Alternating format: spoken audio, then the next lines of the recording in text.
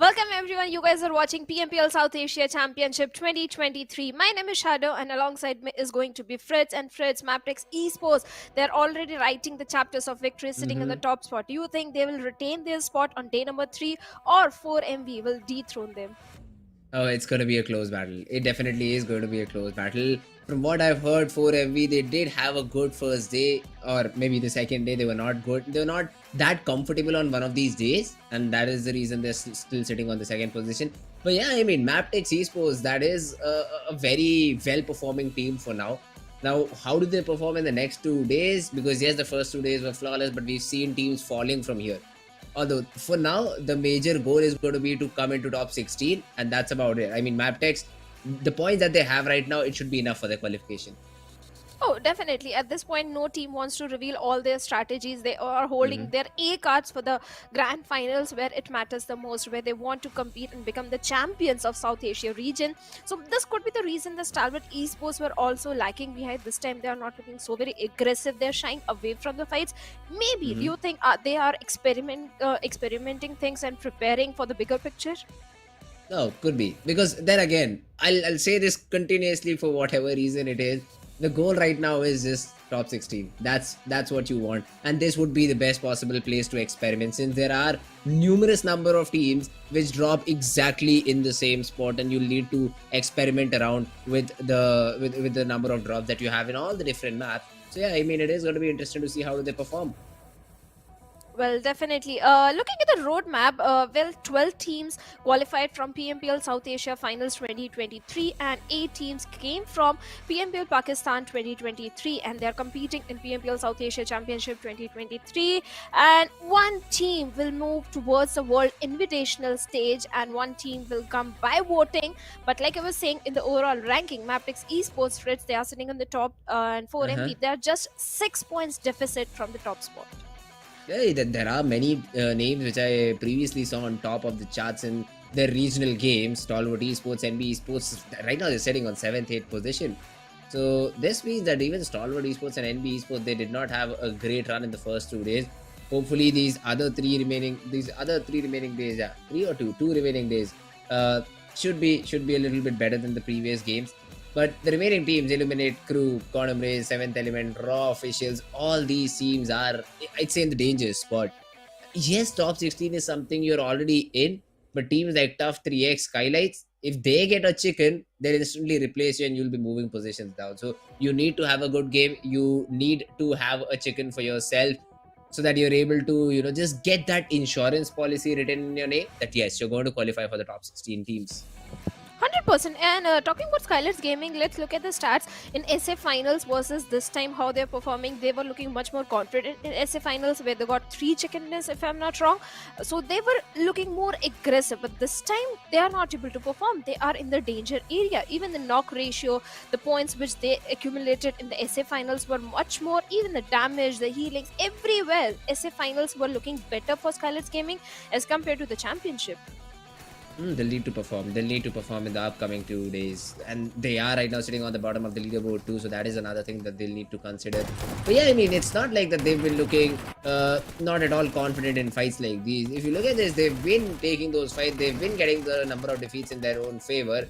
It's just the conversion. It's just the conversion of the early round momentum that they get that they need to keep in the back pocket. Plus, maybe take cleaner fights. Maybe take cleaner 4v4 battles, so that you're easily, able to come back into action, come back into the leaderboard and be able to put some points on the board. Oh, they have to put the points, but otherwise maybe they won't see themselves in the SA Championship finals where it matters the most, where you get a chance to represent your region and move towards the PUBG Mobile World Invitational, and lot is at stakes. Yes, the money is there. At the same time, qualification is at also stake for the players of SKYLIGHTZ Gaming. On the other side, talking about MABETEX Esports, they have been a consistent bunch of lads, especially the way Leo, OP and Valley. They are performing. Valley yesterday, I think through a vehicle run over in a chaotic situation, he was able to get good elimination points for himself. So MABETEX, they are looking very strong. That's just the best possible thing. Presence of mind is what you need, and MABETEX has been showing that. You'll see some frags from their side too. Baron, he was looking very, very accurate. this is what I want Team SKYLIGHTZ to do. These 4 fights should be clean. If you look at Team MABETEX, in most of these clips, you'll see all of them 4 players surviving. Yes, some of them might be knocked out, but the majority of the time they're able to secure all the 4 players in the finals. So that's a big W in my books. That's a big victory for me if you're Team MABETEX right now. And drop fights have also gone their way. So Aegon XI8 in this particular clip was seen getting completely obliterated by the players of Team MABETEX. So there's weapon supremacy is great. Their close range gun battle is very, very good. And MABETEX, that is the reason they're sitting on the top spot right now in the charts. And Kese was able to do a 1v3 against the players of Magnus Esports in the map of Sanhok. That was something to witness. So yes, MABETEX Esports, the rotations are so very perfect. Everything is working for this team. And looking at the schedule today, we are starting things on a very aggressive note. That is Sanhok. Then we have the Erangel coming in, then Miramar, Erangel and Miramar. So this is a day for double Erangel and double Miramar. It'll be interesting to see how these teams that are not going to play on the map of Sanhok perform, because Group E will have 2 Erangels and 2 Miramars. Now we know that Erangel is a very basic map. Most of these teams have practiced. I mean, even Miramar at this point in time is a very, I'd say, a map which we've already seen. The team should be very, very comfortable to play on. So both these maps will be played twice by Group E, and I'd be excited to see which of the teams is able to make the most out of the situation. But now is the time where we predict. I'd say we change this to predict which team gets eliminated first. But hey, for now it's predicting the chicken dinner team. So what do you think, Shadow? Who's going to take the chicken home in the first game of Sanhok? I don't want to do this. Honestly, I don't want to do this because the minute I predict any team, they bid an early bye-bye from the lobby. So I don't want to jinx any team. So I'm going to ask my producer again. So predict any team for me. Oh, interesting choice over here, Shadow. But this time around, I think I'll go with Team Stalwart Esports. They've been not performing. They did not perform in the first 2 days. This is a team which I really want to see in the top 2, maybe top 3 teams, because they have the caliber for themselves. They know how well they are as a team. They've performed flawlessly in the South Asian region. So now coming to a championship, this should be a step up and not a step down. And they've not been able to perform. So I think this would be their redemption run. This is where we might see them coming out on top. And my producer predicts DRS. So yes, let's hope DRS get a chicken dinner for themselves. And Stalwart, they really need it. They need it. I won't say they need it because they are already qualifying for the finals. It's the finals where every game matters the most. So yes, at this point, Stalwarts are looking comfortable. On the other side, talking about the Pakistani teams, they are struggling, Fritz. Day 1, they were able to get 1 chicken dinner, and that was against I8. But after that, nothing has been showcased from the Pakistan region because the rotations which they are opting every time some team is ready to cut off the rotations of Pakistani teams, so they need to do a little bit of the more homework, especially 3x Esports. I don't know what they are getting out of that rivalry against Stalwart Esports. And we might just see it again. We have the map of Sanhok to start things off. For me, I'm all in. I mean, I know for the game's ecosystem, these early fights are not that great. But for our viewers' perspective, we love those drop clashes. We love when the battle is 50-50 and the person who gets their hands on a better weapon first is able to win out. Even for sometimes you get that S12K against an M4, and if the battle is close range, the S12K guy wins. So I love to see that initial fight when you don't have any sort of support from your team and it's all down to you and your gun skill. But I mean, yes, if you talk in terms of points, 3x really need to re-strategize on what do they do on this map of Sanhok. Exactly. Stalwart Esports, they've got nothing to lose. They are already comfortably sitting in the top 16. Nothing is stopping Stalwart Esports from qualifying. But 3x Esports, well, they are risking their qualification for the finals. And this is something where the mature decisions should come in. You have to be a little bit mature. Yes, that's your home ground. But sometimes you have to take risky decisions or mature decision to qualify for the grand finals. You might have to change your drop location. So go back to the drawing board and earn enough points so that you can go and take a head-on fight against the players of Stalwart Esports. But even the players of Stalwart, they tend to lose few players in that early combat situation. Yesterday we saw action was lost, but this time the flight path, it is bisecting the map in 50-50 half. It's a great plane path. But anyways, the plane part does not matter a lot on this map of Sanhok. So I'd say all these teams are still going to go to their respective drop locations. But do we have the fight again? I think this time around 3x is not there in the lobby, or they've just chosen to go on a different drop location. Because I do see Stalwart Esports still dropping in boot camp and no one near them. So they will have a free loot in their particular area. Tatmok is a region where we might see some battle happening if the players of T2K and I8 collide. Okay, no, they just stop around the region of Paradise Resort. So another hot drop location. But Magnus, they're already in the fight against the players of Team Tough here. Oh yes, TUF, and looks like the players of TUF are not looking so very good, because I believe the knock has come onto the players of TUF, and even the players of Magnus. Higmas has been taken down, and Joker Sir is already charging forward where faster Oh, was the not fast DBS. enough. And Joker Sir with the DBS takes him down. Even faster had a S12K in his hands, but he was not fast enough to pull that trigger. And TUF, well, they have managed to get 2 elimination points, Fritz. It won't be easy because now they're completely stuck in a compound and Rollin is coming in with the nade. Zibian does have a Spectre to his name. So the mid-range fight is going to favor the players of Team Magnus. Rollin, the nade did not do any sort of damage, but the revivals are coming in. Both the players are very low. The player who was still standing on his feet has been taken care of. The M249 from Zibian, the high ammo capacity weapon is dishing damage. It's all down to the last remaining player, and I don't think she'll be surviving for a very long period of time. Drolin, he's just confirming the frags, and the final frag onto H2SO4 gets secured, and that's Team Magnus eliminating the whole squad. Oh yes, Team Magnus, they have managed to eliminate the entirety of TUF, but in return they have suffered heavy casualty, Fritz. 2 players already lost, and Zibian and Drolin are the only 2 players surviving from their side. I won't say it's a fair deal at such an early stage of the game. On the other side, we have the players of Raw Officials also going up against the side of Quantum Rage. Quantum Rage, they have been showcasing signs of redemption, but Raw Officials, they were really struggling on day number 1 and day number 2. And looks like this fight is going to be so very critical. Even the position of Goku is going to be very critical. If we manage to go for the flank angle and backstab the players of Raw Officials, I think this fight can go in the favor of Quantum Rage. For now, Quantum Rage players, they're not giving too many sound cues, and Halsey is prepared with a grenade, but he lobs it in a very wrong direction. The fact that the players of Quantum Rage are split so much just makes me wonder that even if they're able to take this fight in their favor, these players will be picked off one by one because Raw Officials, they're coming in as a group of 4. So the trade game for Raw will be on top and not for Quantum Rage. The nade though from Yetta Uta is able to take down Halsey. And Raw, this is the opening I think they needed. The players up top, Senior and Quantum, will also be bombarded. The nade is good. Senior tagged a little bit. The push coming in through, but Senior is able to find the head of Yetta Uta.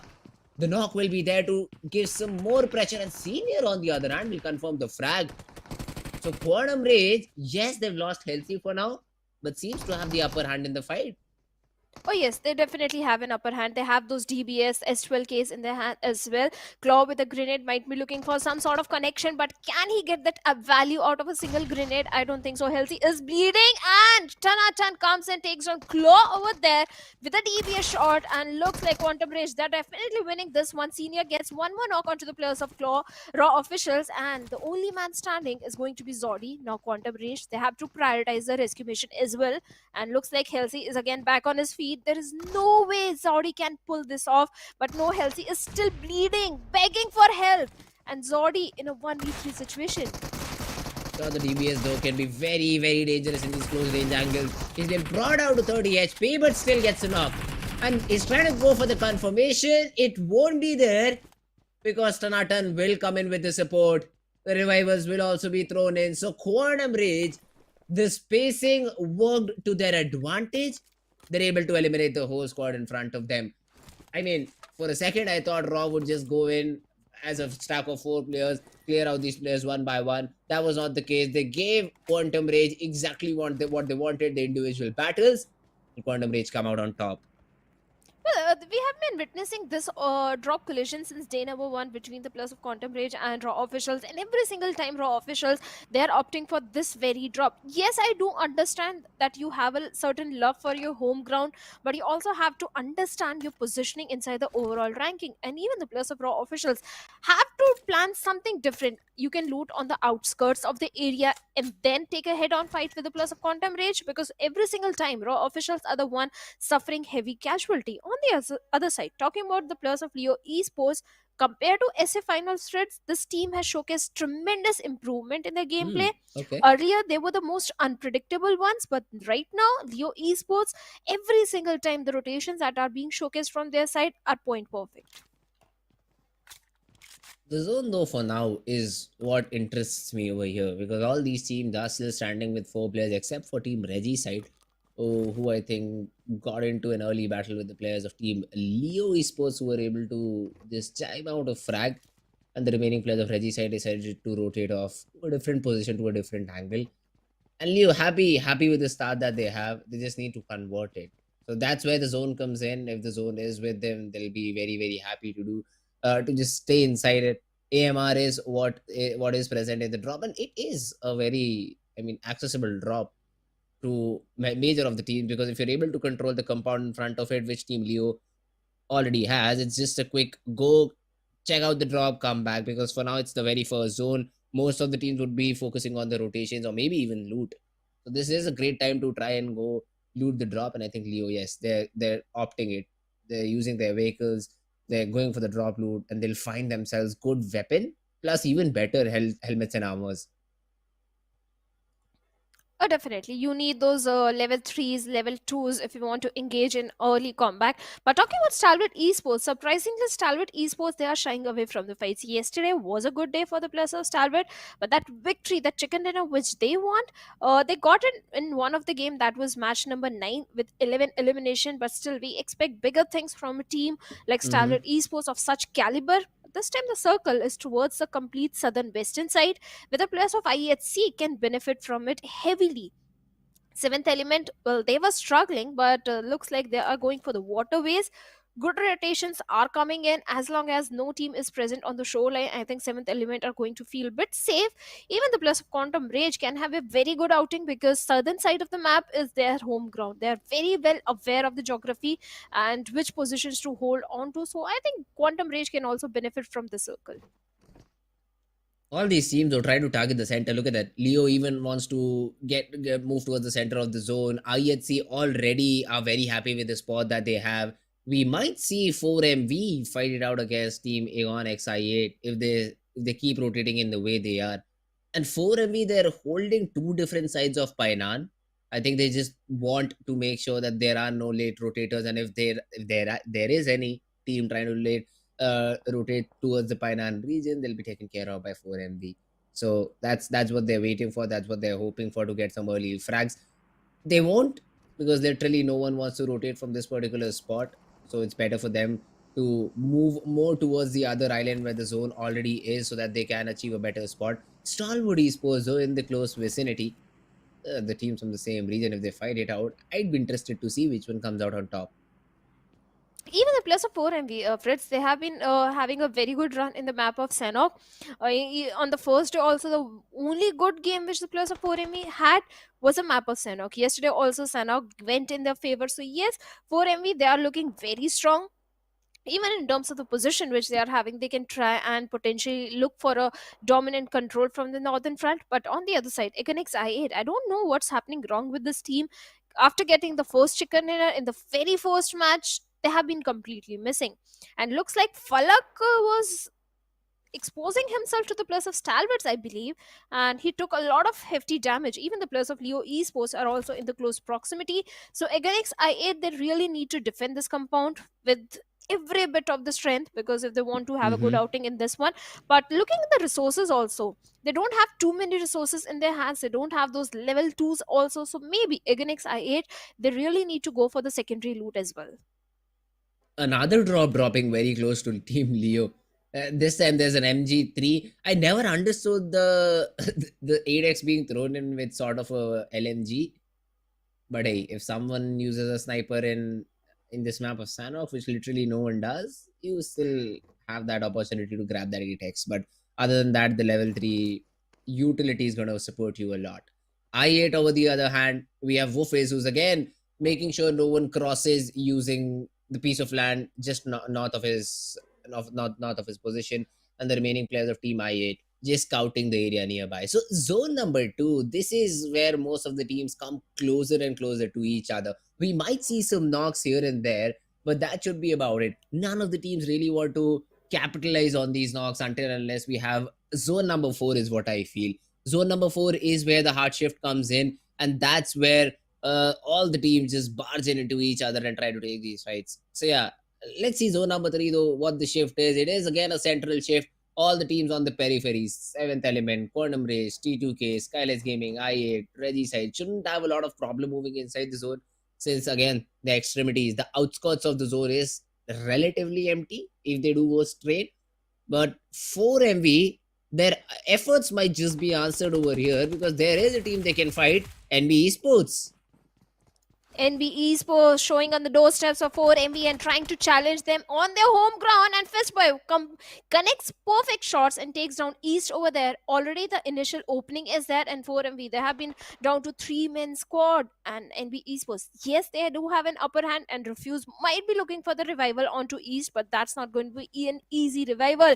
And this Molotov can be so very deadly from the side of Fistboy. He can get the confirmation point onto East, and East, what can he do? He's literally begging for help. The smokes are there from the side of Refuse, but are they enough? Because Fistboy is relentless with those grenades to get the confirmation point, and finally he gets it. And now 4MV on the backward situation, only 3 players remaining.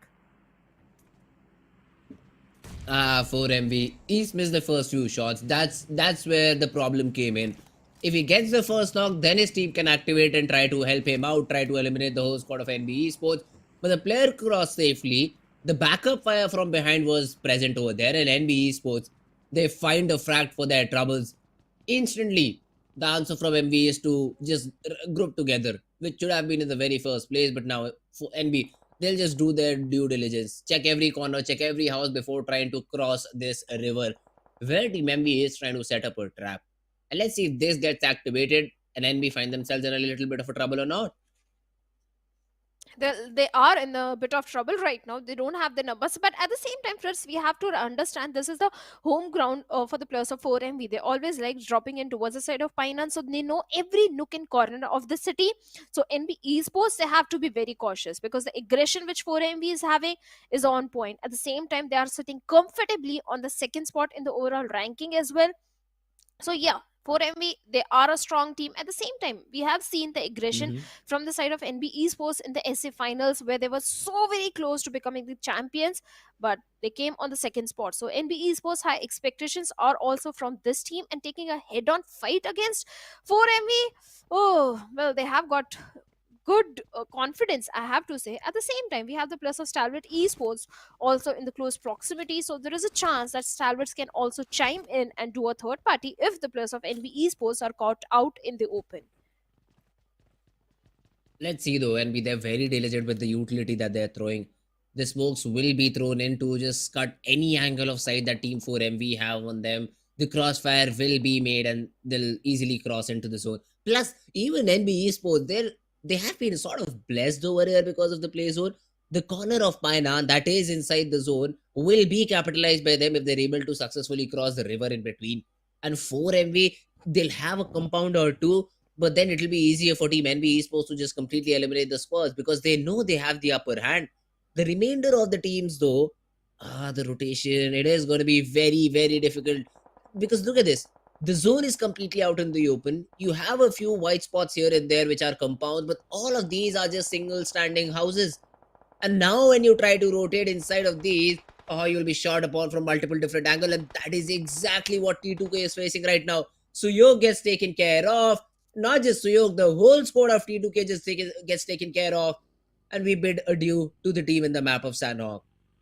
Well, yes, they have been eliminated, all courtesy to the players of Againx I8 as well. Now, Leo Esports and Contemplates are also locking horns with each other on the southern end. And we have the players of 7th Element. They can also join the fray. And looks like T24 OP already got a knock onto Slipknot. And Tokosaurus is looking for the confirmation point onto Liquid. Leo Esports, they need to do something. The numbers are dwindling down for them. At the same time, they have to prioritize the rotation. They are 120 meters away from the circle. And this is going to be stage 5 circle, friends. The blue zone damage is going to be way too much. So even the players of 7th Element, they have to be very cautious, and they don't have enough healings or medkits in their hands. As you can see, Tokosaurus is left with only just one medkit. Yes, the vehicles are there, so the rotation should be coming in at any point of time. But we have other teams also on the periphery of the circle that can be a bit challenging for the players of 7th element. On the other side, the team who is in a very good position, in the prime position, are the players of Stalwart Esports. They have the entire northern control, and this is what I was saying. They can do a third party, and already Stalwart Esports, they have managed to take down one player from the side of NB Esports. Oh, seventh element though. They were waiting for Quantum Rage's senior to get into the zone and then try to take a frag. But as soon as they see the zone is not with them, they respect it and they're already off to their rotation. They'll still stop on top of that hill, still have their crosshairs onto senior. He is firing onto Tokusaurus, but there comes a cover fire from Divine. He gets the shot, gets the frag, and Quantum Rage, they're down to just one player. Tan. It usually means that he's in a very good spot or he is very well, but that does not seem to be the case right now. He is all alone, battling with the blue, trying to get inside with a lot of teams around him. It'll be a disaster for him if he wants to get inside the zone. For now, though, Team Leo, they will be pushed upon by the players of 7th element, and Divine making an ambitious run down the hill, not to be spotted by any of the Leo players. So for now, they'll survive. The nades are being thrown in though. Tabby with a good nade. Sussex tagged quite a bit. The counter utility, where is it? Team Leo. Just a single nade from Sussex. That was about it. On some other part of the map, NB Esports has been eliminated. 7th element, they want to take this fight. Tokusaurus, a good nade. Won't do a lot of damage because there was just ledge through which Sussex was able to survive. Now the shotgun in close range. Even T24 had one. Tabby finishes off Haitami. And 7th element, they're able to eliminate the squad right in front of them. Although they get spammed a little bit through IHC from far away, the revival shouldn't be a problem. And with 4 defeats, 7th element, they'll have another minute to get inside the zone, which is very nearby. But even Regicide has an angle on them. And IHC as well, but right now we have Againx I8 up against the plus of SKYLIGHTZ Gaming, where SKYLIGHTZ Gaming, they have the height advantage. Mafia Ninja does have a very critical position along with No Fear, and the grenades in the hands of all the 4 players of SKYLIGHTZ Gaming are going to be so critical if lobbed to the perfection, but both the teams are not having the perfect projectile, so no value is coming out of those grenades, and it's a 4v4 fight happening on the southern eastern side. On the other side, we have IHC going up against Quantum Rage, and Quantum Rage, well, they have been eliminated after getting 4 elimination points. A lot of throwables are being invested in this fight between Againx I8 and SKYLIGHTZ Gaming Freds, but nothing is coming out of it. Yes, I8 Sky finally has been taken down, and Woofies and Highvoltage DC, they are locking horns on some other part of the map. For a second, I thought it was Againx I8 that has been knocked down, but no, it is Illuminate Crew whose players are falling down, whose numbers are dwindling down for now. And SKYLIGHTZ Gaming, they are trying with every tooth and nail to get some good value out of this map, because they have all the good reasons. They are not standing on a very good spot, but the blue zone was giving some trouble, and against IA, they were forced to make the rotation, and that is when one player has been taken out from the equation. Now against IA left with only 3 players. Goose though was spotted down, was being bombarded by the players of Team SKYLIGHTZ. But for now, he survives. Mafia Ninja around the corner, expecting someone to be a snake around here, which Sanhok has quite a lot of. Now Goose, the spray will be there. He will be spotted, but he's been able to take down one. Nima and Mafia Ninja are super low, so no peaks for now. No trades as of now, and Goose really has a chance. If he's able to take down Nima, Mafia Ninja though goes down to a nade, and Nima is also being spotted down, but as soon as he stands, that's his death.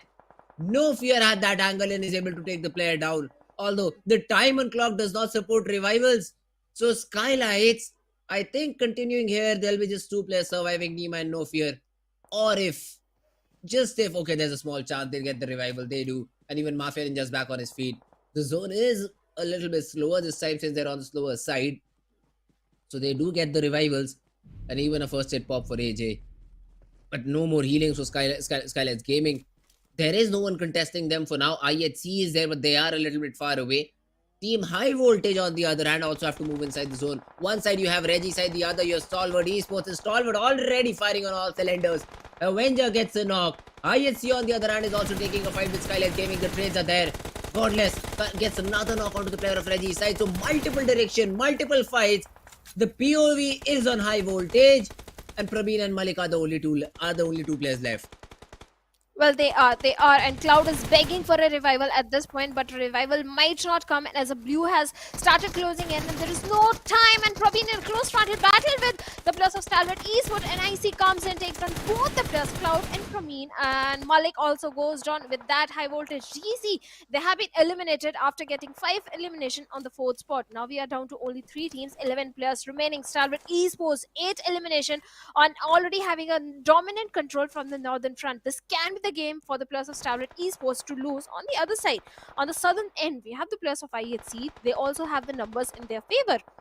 But I think I spoke too soon, because Nirzad found Godless over there and instantly shuts him down. Alex might be looking for a revival, but Nirzad with a grenade is looking for the confirmation point.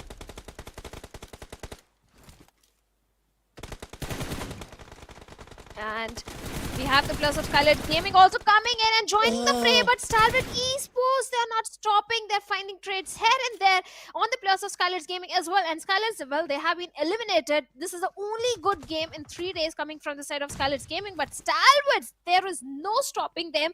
They are running death and destruction everywhere with only 2 teams remaining and fighting for the winner chicken dinner with the numbers advantage in the favor of IHC. Nirzad needs to pop a first aid here. Oh, he does not, and Godless has been able to spot him down. That's another knock. Stalwart down to just 2. Demu's running all around, but he does not have HP to do so. 1 bullet to him, and he'll be taken down, but he had the natural ridge cover, it seems like. Oh, Stalwart Esports, they're in a bit of a trouble. 18 seconds for the next zone to close to. Now, Tops, he has that flank angle. One of the players gets taken down. He strikes and gets the second one too. So it converts into a 2v2 battle. Alex and Godless, let's see what they can do. The first aid trying to be popped. Tops gets the first aid down with the shotgun range supreme. IHC. For a second, I thought Stalwart had an option, had an answer back, but they just do not. The reset was not there, and IHC grabbed that WWCD. So close. Stalwart Esports, they were so very close to getting like winner chicken for themselves, but IHC, they reigned supreme, and with those 21 points in the overall ranking, they are sitting on the 8th spot right now.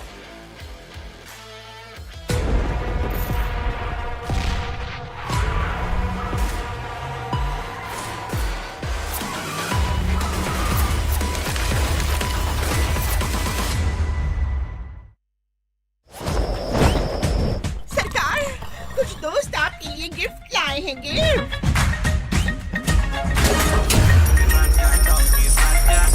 अरे वाह!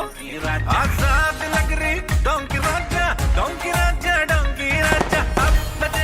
तो बस हमारा शाही लिबास PUBG mobile पे पहन लिया जाए। सिर्फ पबजी मोबाइल पर।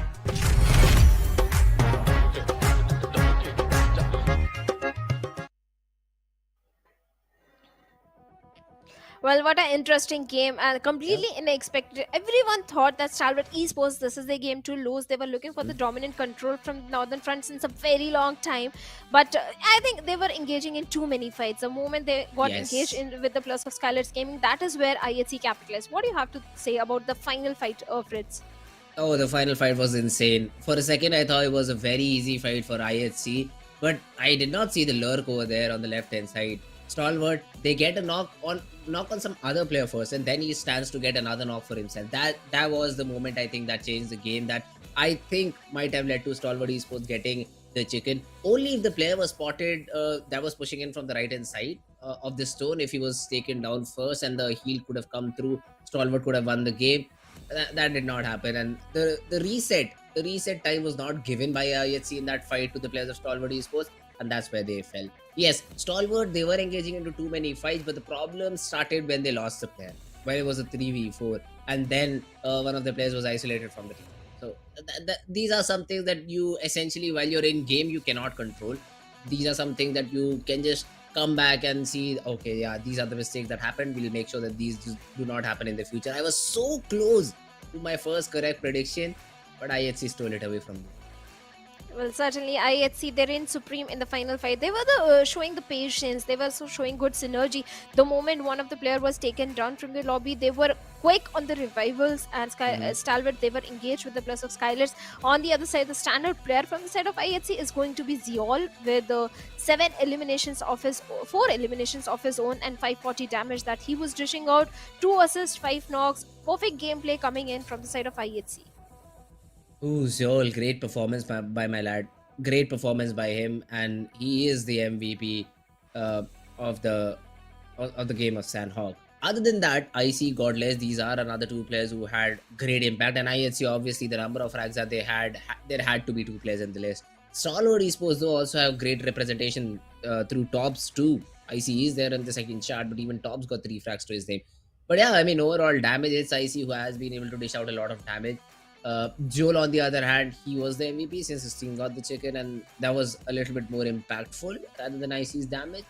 But overall, a great performance through these 2 teams. The other teams are also there in the list which performed better, but we'll have to see the overall standings for that.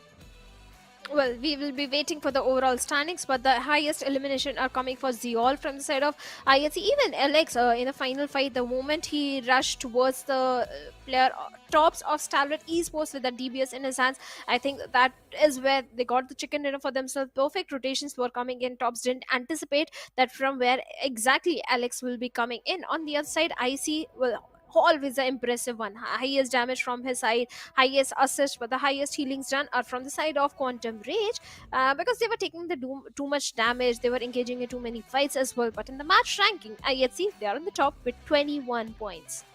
11 eliminations to their name. Exactly same as Stalwart Esports. They also got 11 to their name, but then again, the difference between the first and second position are the 4 points. And that is the only difference between IHC and Stalwart Esports. But this is a good start from both these teams. I mean, IHC and Stalwart Esports, these were the teams which were really looked forward to in the first 2 days, but did not perform as greatly as expected. But now they're on the way back. Now talking about the overall ranking too, let's see the effect that it had. Stalwart, they've pushed up a few ranks, 2 ranks improvement over there, 73 overall points. But now when you compare it with the team sitting up on top, which is Team MABETEX Esports, they played 1 map less and still are on 90 points and still on top. So I mean, it is a long climb for the players of Stalwart Esports. Even Highvoltage have climbed, not climbed, they are in the same spot, but they've reduced the gap between the first and the 4th position. So yeah, I mean, overall ranking, we do see some progression from Stalwart Esports and IHC, but that's about it. And even the plus of NB Esports, they were looking very promising up until Stalwart Esports took down one of the players from the side, and that is when 4MV they also striked in, and NB Esports, they couldn't stand tall for a very long time. SKYLIGHTZ Gaming, this was the only good game that I have seen from their side in all these 3 days. I hope they carry forward the same momentum, because just by getting one good game, they have managed to propel themselves by 4 positions. Now they're sitting in the safe spot, that is 15th with 29 points, but they still need too many points in their favor, especially the placement points, and so do the players of Magnus Esports. Just getting 4 placement points is something I don't anticipate or expect from the side of Magnus Esports. But looking at the schedule, this time we have Erangel, where Group D will be sitting out. That means the players of SKYLIGHTZ Gaming, Train to Kill, Regicide, and Magnus Esports, they will be sitting out on this one. Oh, all right. Interesting groups over here, but I'm excited to see MABETEX now. Haven't seen one of their games. Sanhok, they were setting it out. Seems like they were in Group E, but now they'll be playing the map of Erangel. So let's see how much of a lead they can make on this first map if they're able to start off with from where they left with the chicken, or maybe better. But yeah, Erangel, it is going to be an interesting game. Do we have any sort of drop clashes over here, Shadow? Do we see some teams trying to drop in and take early fights? Yeah, we do have, but this time we won't be witnessing, because in Yasnia, SKYLIGHTZ Gaming and Quantum Rage, they both like to drop in. Sometimes Quantum Rage or SKYLIGHTZ Gaming, either of them change their drop location, but this time SKYLIGHTZ, they are sitting out. So I don't think we are going to see any drop collision happening in Erangel, thankfully, because I hate those drop collisions at such crucial stage, especially between the 2 teams who are on the verge of disqualification, or not disqualification, who are on the verge of not qualifying for the finals, and SKYLIGHTZ Gaming was definitely one of those teams. So this time they can sit comfortably, and Quantum Rage, they can enjoy the city of Yasnia. Hey, I mean, the way SKYLIGHTZ played their first game, they got good number of frags too. Yeah. So they should be feeling a bit confident. And I won't blame them if they go aggressive on this map of Erangel and they say, like, yeah, we have got early few frags in the previous game. We're not able to essentially convert it. But that's not what we want. We don't want to check in every game. We just need to be consistent enough to get through to top 16. That's the objective here. And to achieve it, if you go aggressive, I'm completely fine with that. But now is the time for prediction once again, Shadow. DRS the last time around, yeah, I mean, we did not even see them play, I think. But Yeah. now in the map of Erangel, we do have that team. So do you stick with your current prediction? No, I'll change it to NB Esports. My producer is Oh, okay. predicting a team that is sitting out, so I'll do my job and I'll predict NB Esports. Oh, okay, all right. NB Esports is your choice. I'll go with I'd say team DRS only. Oh no, maybe SKYLIGHTZ Gaming. I'll go with They're team sitting SKYLIGHTZ Gaming. SKYLIGHTZ, they're sitting it out. Yeah, they're sitting out this one. Oh, all right. Then DRS. Back to DRS. Are they playing? Hopefully they're playing. Yeah. Oh, all right. So this I'll go with team DRS Gaming this time around. I just want to be brave with my predictions. Hopefully I get it correct. But hey, there is a very big chance either 4MV or Stalwart might come out. A very defaulty game. I've seen the region of South Asia play. They're very, very comfortable. So I wouldn't be surprised if that happens. But for my prediction, it will be DRS Gaming. Definitely, the DRS, they can go for the winner chicken dinner because on day number 1 they were the most consistent one along with MABETEX Esports, and I think DRS, they were sitting on the first or second spot if I'm not wrong. At least they Okay. were in the top 5 somewhere on day number 1 as well. Mhm. And DRS is one of the more strategic team. At the same time, they're bringing the aggression. They play with the circle. They do see a team in the close proximity, but the moment the circle shifts, they prioritize the rotation and they move inside the circle. That is something that always works for the players of DRS, because in the final circle they have all the 4 players alive and they have a good position inside the circle. That is when they start picking the fights. That is a good strategy coming from the side of DRS. On the other side, talking about the other teams like Stalwart Esports and 4MV, especially 4MV, well, they're always looking for the aggression. They're always looking for the elimination points. They don't rely on the placement points, and sometimes they're sitting on the top with so many elimination points. I'm like, do they even need the placement points? Do they even need the chicken dinner for themselves? So, Oh, yeah. I mean that's correct. That's correct in terms of elimination. Even when we saw the overall standing, I was wondering how all the teams from the region of Pakistan are able to get so many eliminations. The only thing they want is a little bit of a consistency. That's Yeah. that's the only thing that they want, because all these teams were nearing 30 frags. And that is a good number of frags to find in what, 8 or 9 games. That is decent. I mean, you're almost averaging around 3 frags every game. But the only thing you need right now is position points, a little bit of consistency, and you'll be up on the charts. So I'd definitely like to see them perform a little bit better. You get a squad elimination early on, then you just play for the position points. That is what I'd like to see as an approach for the players of team representing the region of Pakistan. But other than that, DRS is the team I'm looking for. And what I love to hear is a team getting all the 4 players inside the final zone. That's what I love to see. And if DRS can do that, maybe they do have a high chance of getting that WWCD in the game of Erangel. But they certainly can. DRS, I have no doubt in their capability. They've already having the experience, the global experience for themselves. On the other side, speaking of Pakistan region, I think the major problem for Pakistani teams right now are the rotations. Because when they start engaging in a fight, first they don't know when to back off from a fight, because they're always looking for the aggression. Even if Blue is coming in, yesterday also we saw the players of 3x Esports and Magnus Esports. They were engaging in a fight and Blue was catching up to both these teams, and they didn't prioritize the circle. In the end, both the teams were doomed. They were taken out pretty early in the game. So yes, they have to make the mature decision which path of the rotation to focus on, have a little bit of the read on the opponent as well, and do have an understanding that when you have to back off from the fight, back off and engage in the fight later on in the next circle, so that you have good placement points and you have better chance of survival rather than fighting in the blue. But speaking of the circle as well, Fritz, what kind of a circle you want to see in this Erangel? All the way to Spawn Island. until unless it happens, I'll just keep saying that. I just want a Spawn Island circle. Even if not the final zone, I want the first zone to at least include that piece of land, because I've never seen it being there. You need to give our very worthy players in the server a chance to at least go there and loot. So that will be a very, very north-oriented circle. which like on the real main map ends around the region of Rozhov. That is the only way possible for Spawn Island to be in the first circle. But yeah, jokes apart, military base also is a very interesting circle, is what I feel. When you force the teams to rotate via the bridges, when you force the team to take a dive into the river, or maybe even it's an ocean, because I don't see anything around it. So maybe force the teams to take a dive in the ocean and then try to either swim it out or maybe use the boat for their rotation. That's what I like to see. That's when the teams who usually drop in the southern part of the map have a little bit of an advantage.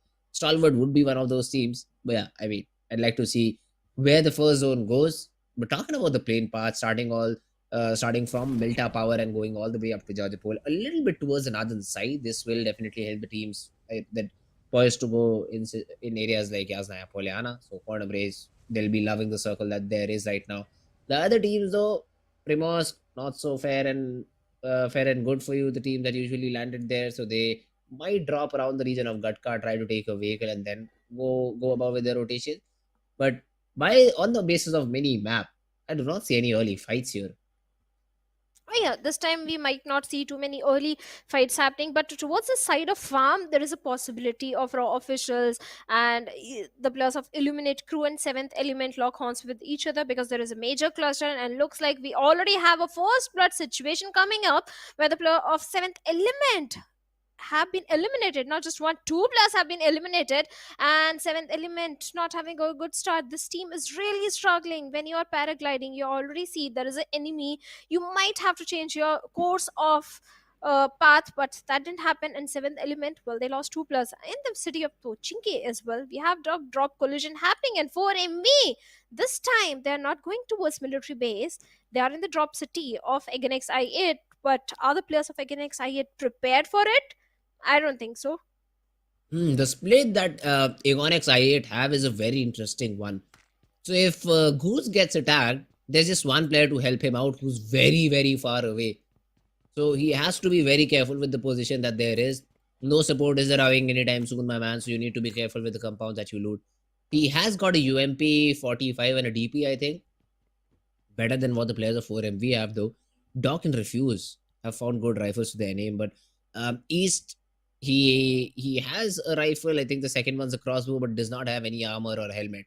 So this is something you'll need to be very careful about while taking these early fights. And both these teams are in sort of a stalemate situation. They cannot rush their opponent's compound. I8, I'd say, is a little bit worse considering the split that they have right now. Goost is completely alone. And if he even tries to cross here, East will pepper a few shots onto him. And that could be a reason why he goes down. But other than that, both these teams, they've got themselves the compound. The compounds are completely divided. They're looting in it. I'd like to see when it comes to a breaking point and when these teams start to fight out. Well, they will. They're kind of a stalemate situation, but Pochinki is not easy to have a 4v4 fight. There are so many angles from any window. Anyone can shoot in your direction and take your player down. So it's not going to be an easy fight. Yes, again, XI8, they're holding on to the perfect angles. The way they're trying to converge the plus of 4MV from multiple directions. Looks like they do have an upper edge, but at the same time, the resources also, because all I see in the hands of Blade are the 5 smokes. He doesn't have any grenade or molotov that he can lob and find a knock and an opening onto the plus 4MV. But surprisingly, both these teams in the city of Pochinki, no one was expecting either of them in Pochinki. Against I8, they usually like dropping in towards the side of Kori. 4MV, they do go towards the side of military base, but this time the team that usually comes in the city of Pochinki are sitting out. So these things do happen. These things do happen. On the other side, talking about Stalwart Esports, well, they are enjoying the entire city of Novoripnoi. Definitely, their bags are going to be pretty full. And they might be looking for a chicken dinner this time. The last time they missed it, maybe this time they can get it.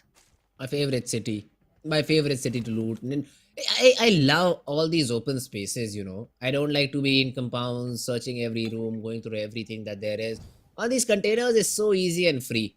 You just walk onto one of these containers, you just see what's on top of it, you get to have an idea of everything, and you just need to go into one side to get any of the loot. So it's very easy to loot in situations like these. But this situation that Seventh Element is, oh my god, this can be dreadful. But does even Team I8 know that there are 2 players of 7th Element in this spot? Okay, yeah, they do. Nova trying to toss a nade, does not have a lot of information, so just groups up with Wufes and is trying to take the battle over here. Noah, the nade could be very, very deadly if timed perfectly. But now T24 has a nade of his own. It knocks out Noah. And the jiggle fire from T24 is just supreme. He's able to get a couple of knocks. And there's no support. Viper and Sky are on their other missions. Until and unless they come here and trade out T24, I8 might lose 2 players in the process.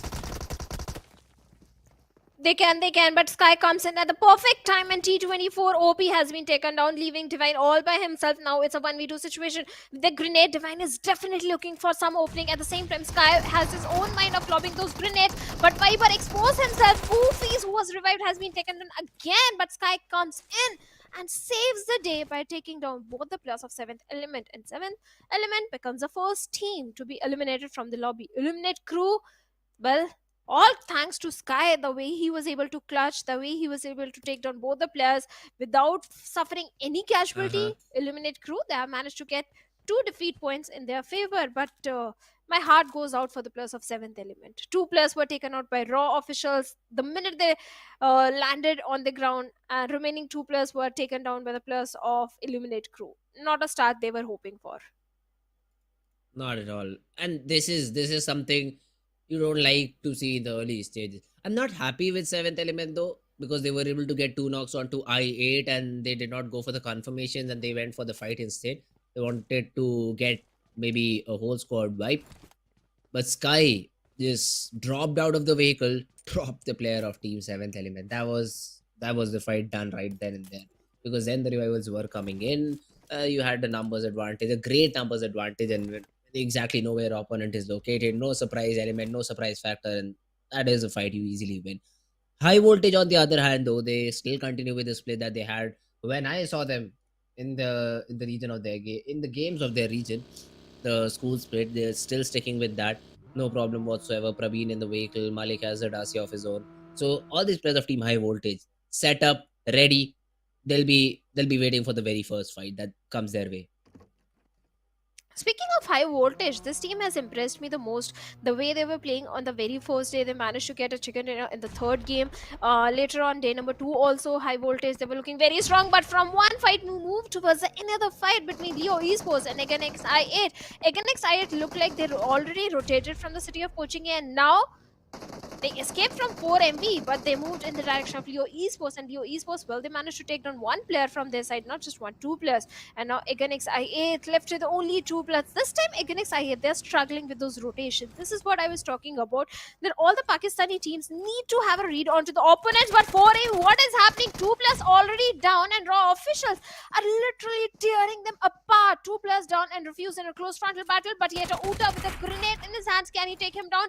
And yes, the final player also goes down. The perfect angle, the perfect crossfires that were held by the players of Raw officials. What a comeback they are creating. 6 defeat points already in their favor, but they lost onto Zordi. So that's a big loss.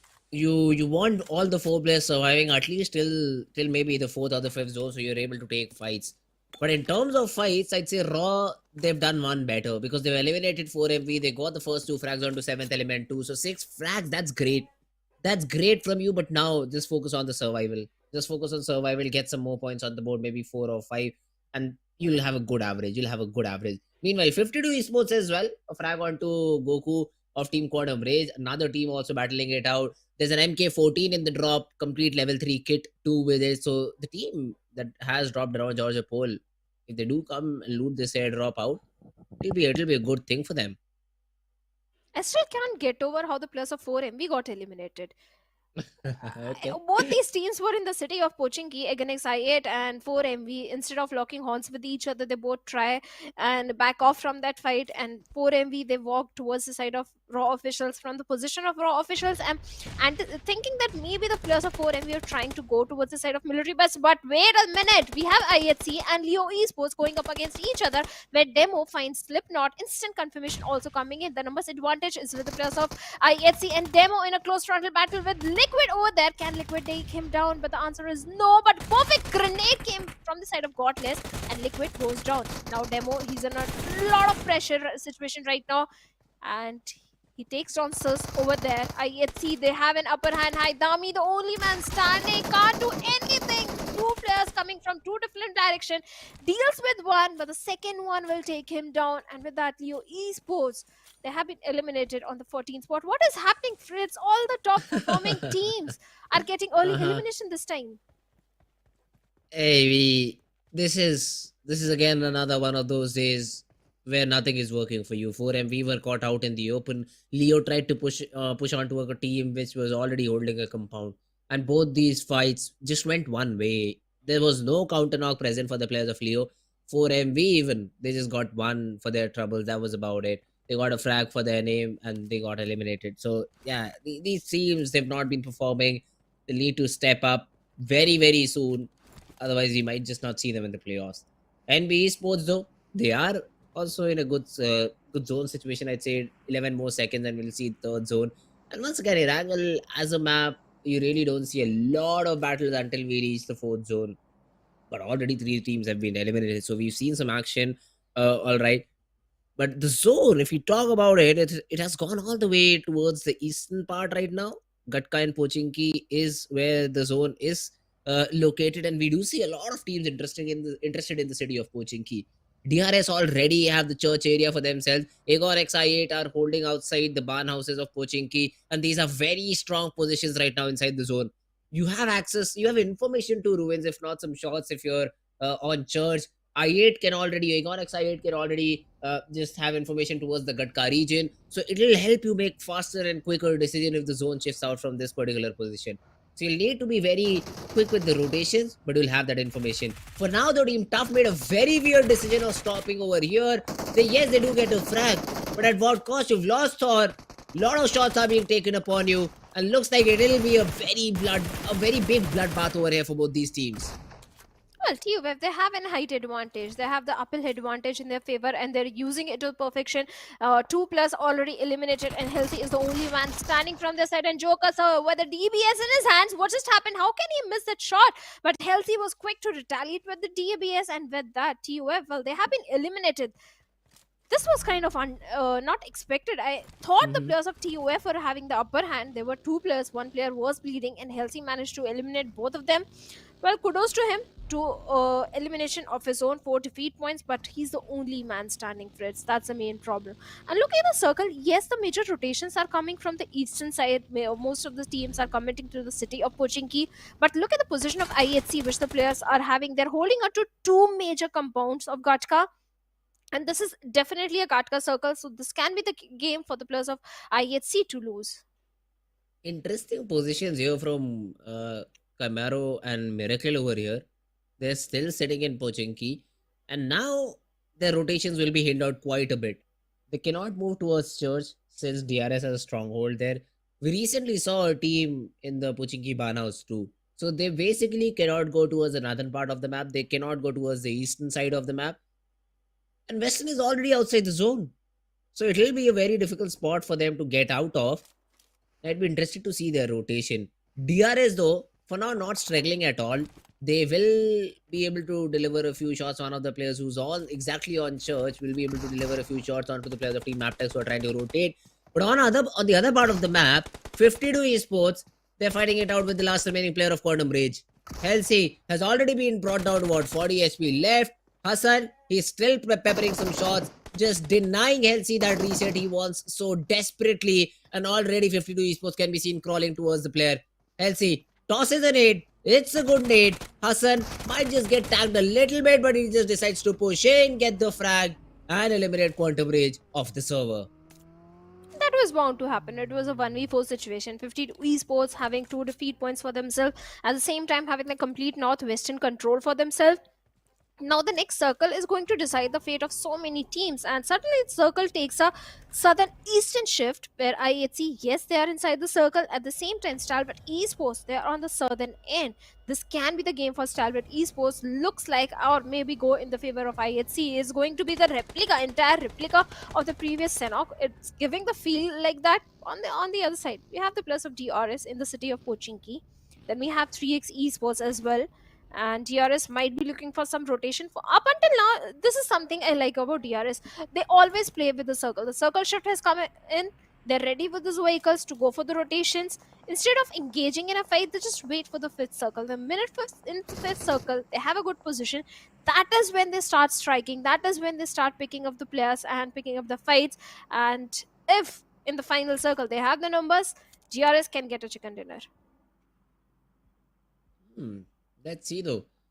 3x Esports right now still holding around Pochinki, and there's another addition to the city. It's MABETEX Esports.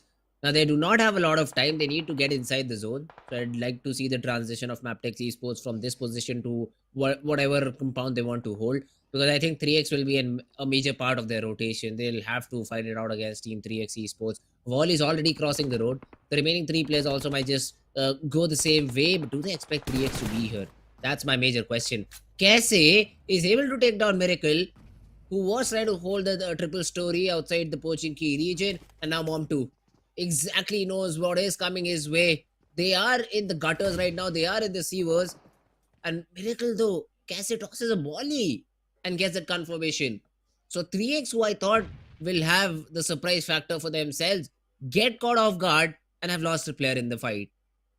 Oh, there is no way 52 can make it inside the circle. There is no chance. They are at the mercy of the blue. NB Esports are also ready to gatekeep them. This is no way that 52 can make it inside. Yes, the vehicles are ready, but Mondo Boy is also ready with his M416. And what just happened? Maybe I predicted wrong. The vehicle is going to help the players of 52 Esports to go for this rotation. Now NB Esports, they also have to make those rotations. Otherwise, they will be at the mercy of the blue. But Akaze comes in, takes Tapatab from the side of 52 Esports. And the only player remaining from 52. How long can he survive? But now NB Esports, they have another enemy right in front of them in the name of Highvoltage DC, and Mondo Boy with a grenade gave away his position. Nothing coming out of that grenade. Now Prabin knows where the players are, but finally Mondo Boy comes in with a perfect grenade, takes him down. The follow-up nade was perfect. It was perfect, and it's all down to Jiggle right now to hold the front, because the support is a little bit far away.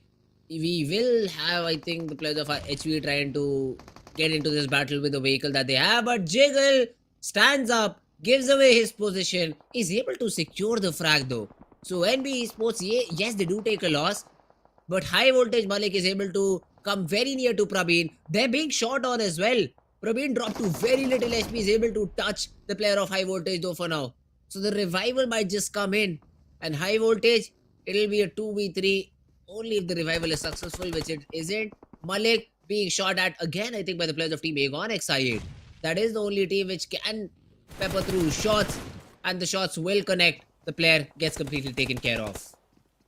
He does. Even the players of 3x are not in a very good state right now. They are engaging in a fight with the players of MABETEX Esports. Mom2 going for the revival onto Zarbaf, and MABETEX knows where exactly the players are. The DBS can that save the players of 3x, and the answer is no. Mom2 does get a knock onto Wally, but Leo was there for the backup, and instantly 3x Esports, they have been eliminated with 0 elimination points. And MABETEX, well, they have 4 elimination points of their own.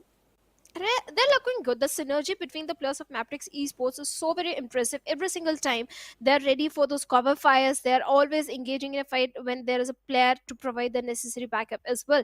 On the other side, against I8, well, they were left with only 2 players, and DRS is showing on the doorstep. Gyante with a vehicle killer. Whitey is there. Falak is ready with a grenade. Can he do something? Can he bring down the numbers? And the answer is no. On the other side, Killer Whitey. Well, Falak, perfect grenade on the face of Killer Whitey. Takes him down, but Yante comes in and takes Falak down in this situation. The trades are here. The trades are being thrown in, but it all comes down to Goose now. The nade, another good nade, but it, I think, just bounced off, or is it still inside the compound? It just may be in. Mafia Ninja taken care of. The support from Gyante is not there. He whiffs all of his shots. Has an M16, but is not a good weapon in close range battle. Goose just securing all the frags he can. Spots the last player down. Turns his head towards the wall and is able to escape for now. He'll try to get that reset. Gyante trying to push him, but the first hit is already in. A cat and mouse chase now commencing. DRS, they've lost a player. And this last Ghost is just making the players of DRS sweat. He has a S12K, gets another knock, confirms it too. DRS, they're losing player 1 by 1. Ghost will be taken care of by Rules OG, but I think he's done enough damage because DRS are just left with 2 players now. Valiant effort from the side of Ghost, I have to say. Yes, the Molotov was there that lured him out of his cover. He had to come out from the panic room, and that is where DRS capitalized, but they lost 2 plus. That was not expected from the side of DRS, but now they have a good compound to the name on the northern front. In the epicenter, we can see the players of Illuminate crew, but Stalwarts, well, they have a good position, and they're being silent for now, not giving too many positions away of their players. At the same time, we have the players of Raw Officials. Surprisingly, this time Raw Officials, they are performing really good. They have got elimination numbers as well in their favor, so this can be the game where they can propel themselves a bit higher in the standings and come in top 16. Let's see though, even a good game for Stalwart Esports. Into the final few zones, all the players are still surviving, plus they do have 3 frags to their name. Or did I say it a little bit too early because Action just went into one of their opponents and somehow survived. But I do not. They've lost a player. It's all down to Viper, Noah, and Wolfes. Stalwart, they're controlling a good part of the map. It's all towards the western side of Pochinki, it feels like. And Stalwart are already inside the zone. IHC Demo, he has creeped up behind the players of I8. And do they even know? It does not matter now because Raw Official, they came in for a third party and have taken care of him. They have. It's we have 6 teams remaining and 18 players remaining. 6 teams and 18 players remaining. I'm sorry.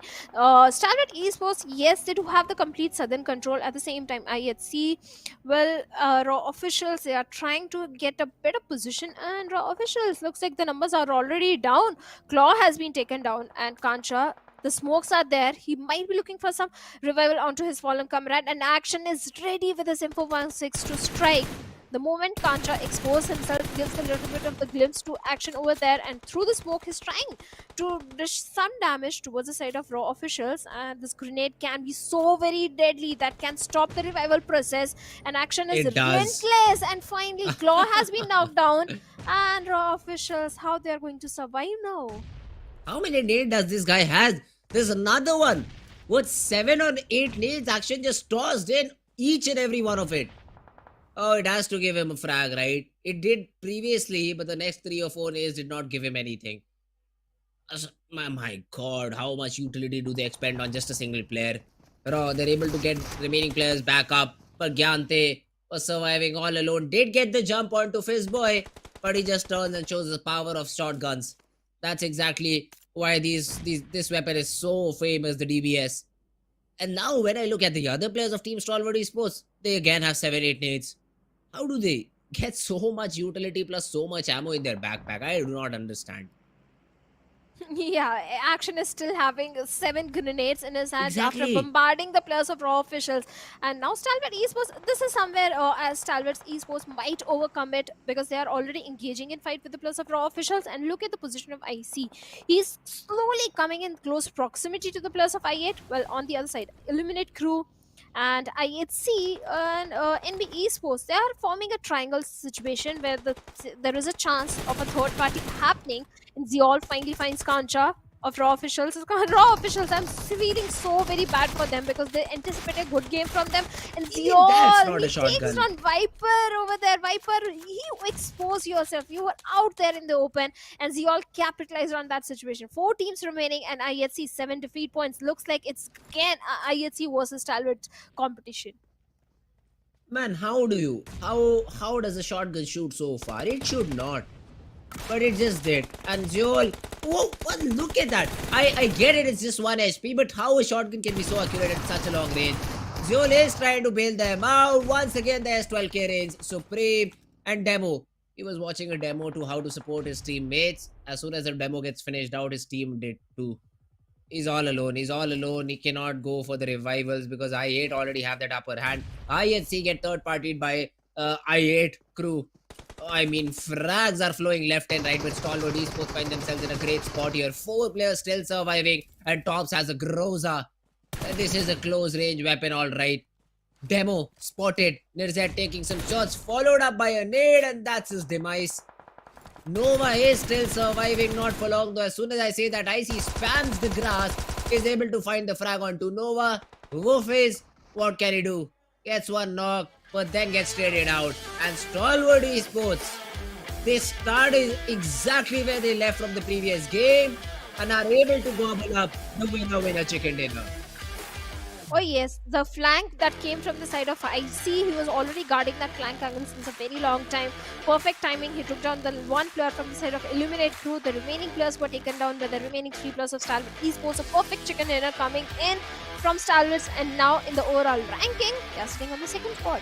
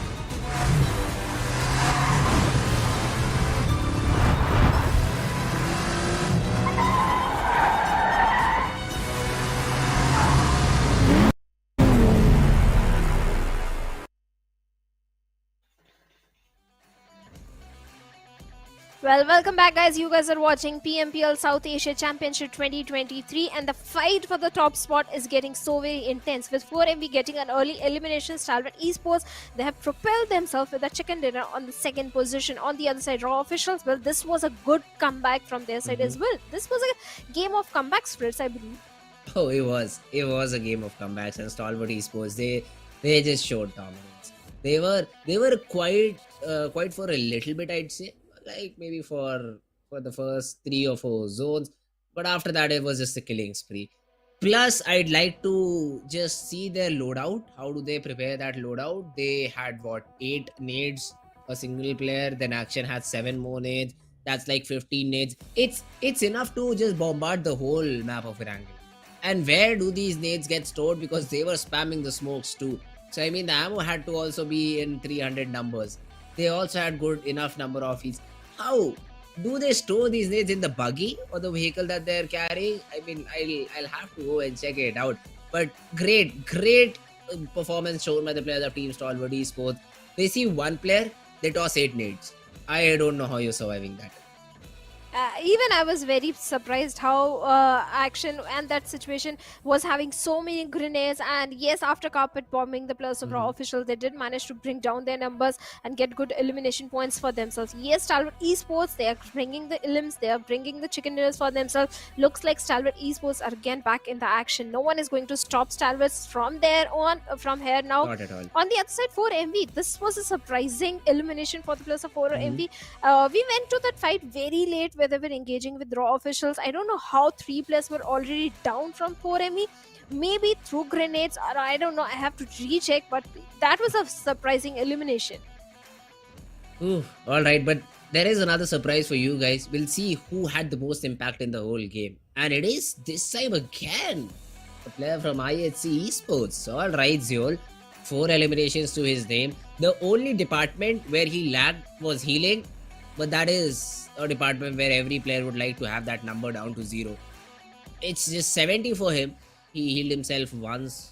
I think he just popped the first layer, and that is exactly what you recover in terms of health.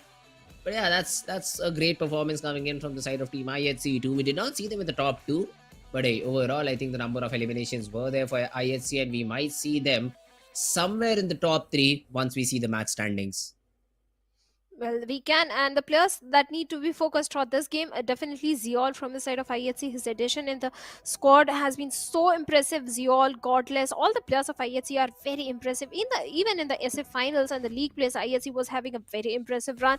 Yeto Uta also there with the highest damage. Yeto Uta from the side of Raw, he has been the most impressive player, I have to say. Every time Yeto Uta is alive, the team performs really good.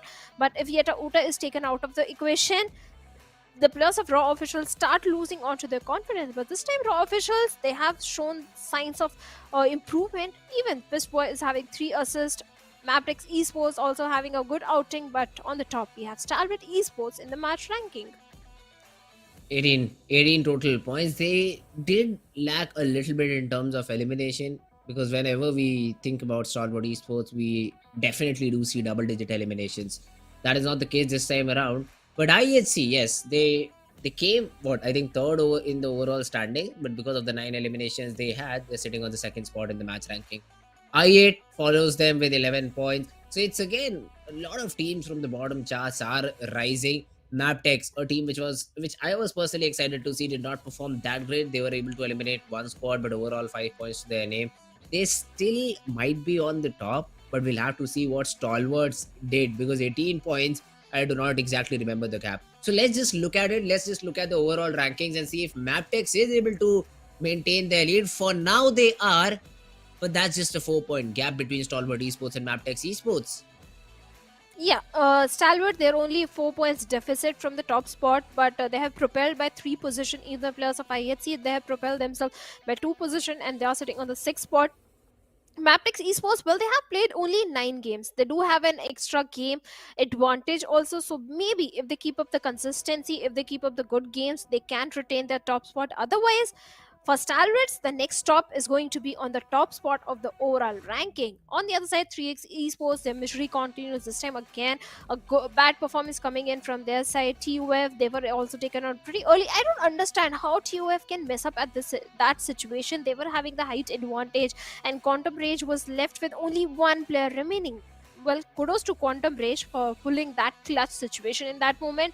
Quantum Rage, they are sitting comfortable, but Raw officials, finally, they have propelled themselves. They have taken a jump of 4 positions and now sitting on the 13th spot with 37 points. I'd say any team below 40 is still not safe. Even Quantum Rage is not safe sitting on 40, because what, 52 Esports of 29?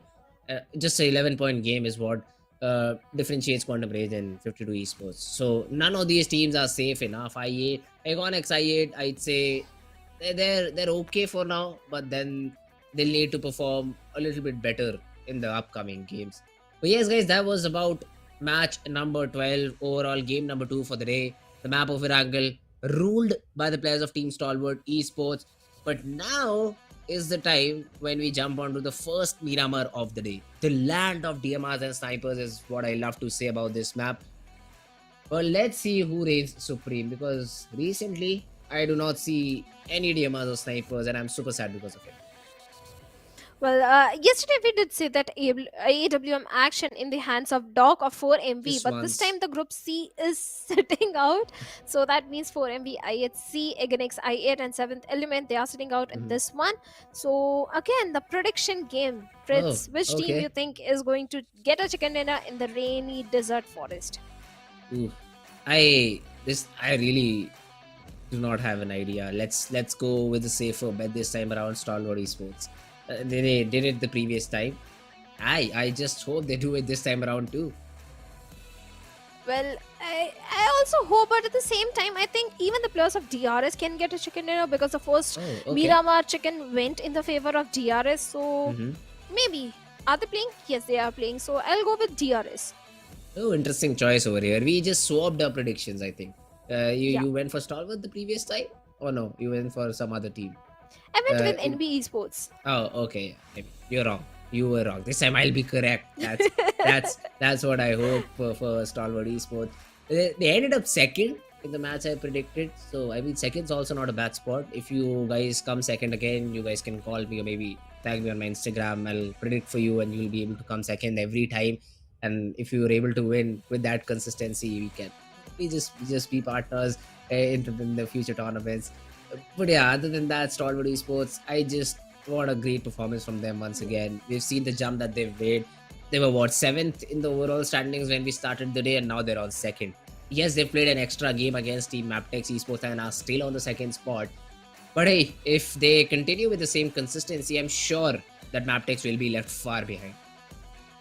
Maybe, but with that, I also think MABETEX can also get a chicken dinner for themselves in this one, because hey, it's Okay. Miramar and MABETEX. They have always been performing really good in the map of Miramar, so this Mm-hmm. can be a good game for them. At the same time, SKYLIGHTZ Gaming, the previous game which SKYLIGHTZ played, the match number one, Oh. they came on the third spot. Yes, they came on the third spot, and SKYLIGHTZ and MABETEX, at least in the SA finals, they were dominating in the map of Miramar. So there is a chance for SKYLIGHTZ Gaming as well to redeem themselves in the map of Miramar, especially if you get to witness a northern circle. And with the circle, I'll ask you, which circle you want to see this time? Prison. I Prison. want the circle to go all the way south. Maybe go to prison. Again, I know these are just weird circles. I want Spawn Island on Erangel. I want prison on the map of Miramar. Haven't seen it. That is again one of the reasons because of which I do want circles like these, because this will put all the teams out of their comfort zone. That's my only wish. I don't want these teams playing on equal grounds. I just want an advantage completely to a team that is dropping towards the southern part of the map and the rest of the teams trailing behind. Again, not going to be a possible thing.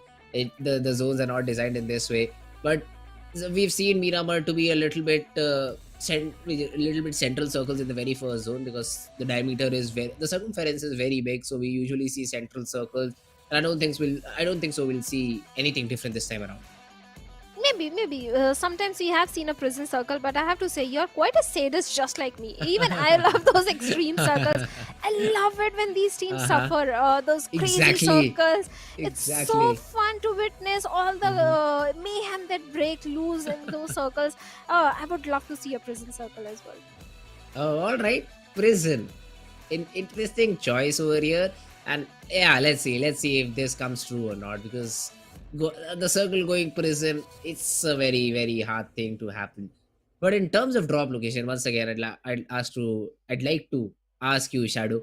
Do we see any sort of drop clashes? Do we have any teams which love to just drop into a place, fight it out, and maybe battle out in the very early stages? Not too many. First thing, we haven't seen too many Miramars, because yesterday we Okay. had no Miramar. On day number one, we had only one Miramar. So, Oh. yeah, towards Los Leones, there is a chance, but maybe this time the teams Mhm. have changed their drop location, because on the very first Erangel on day one, we saw too many drop collisions happening, but later teams decided to go for a dynamic drop. Which team is sitting out, go towards their drop location. That's why we saw again XI8 and 4MV in the city of Pochinki. So yeah, maybe this time we won't see any drop collision happening. Ooh, all right. So no drop clashes. I'm a little bit sad. I do hope though we've not seen Miramar that much. So I still do hope we do see some drop clashes early on, so that we have some action to show and share with our lovely audience.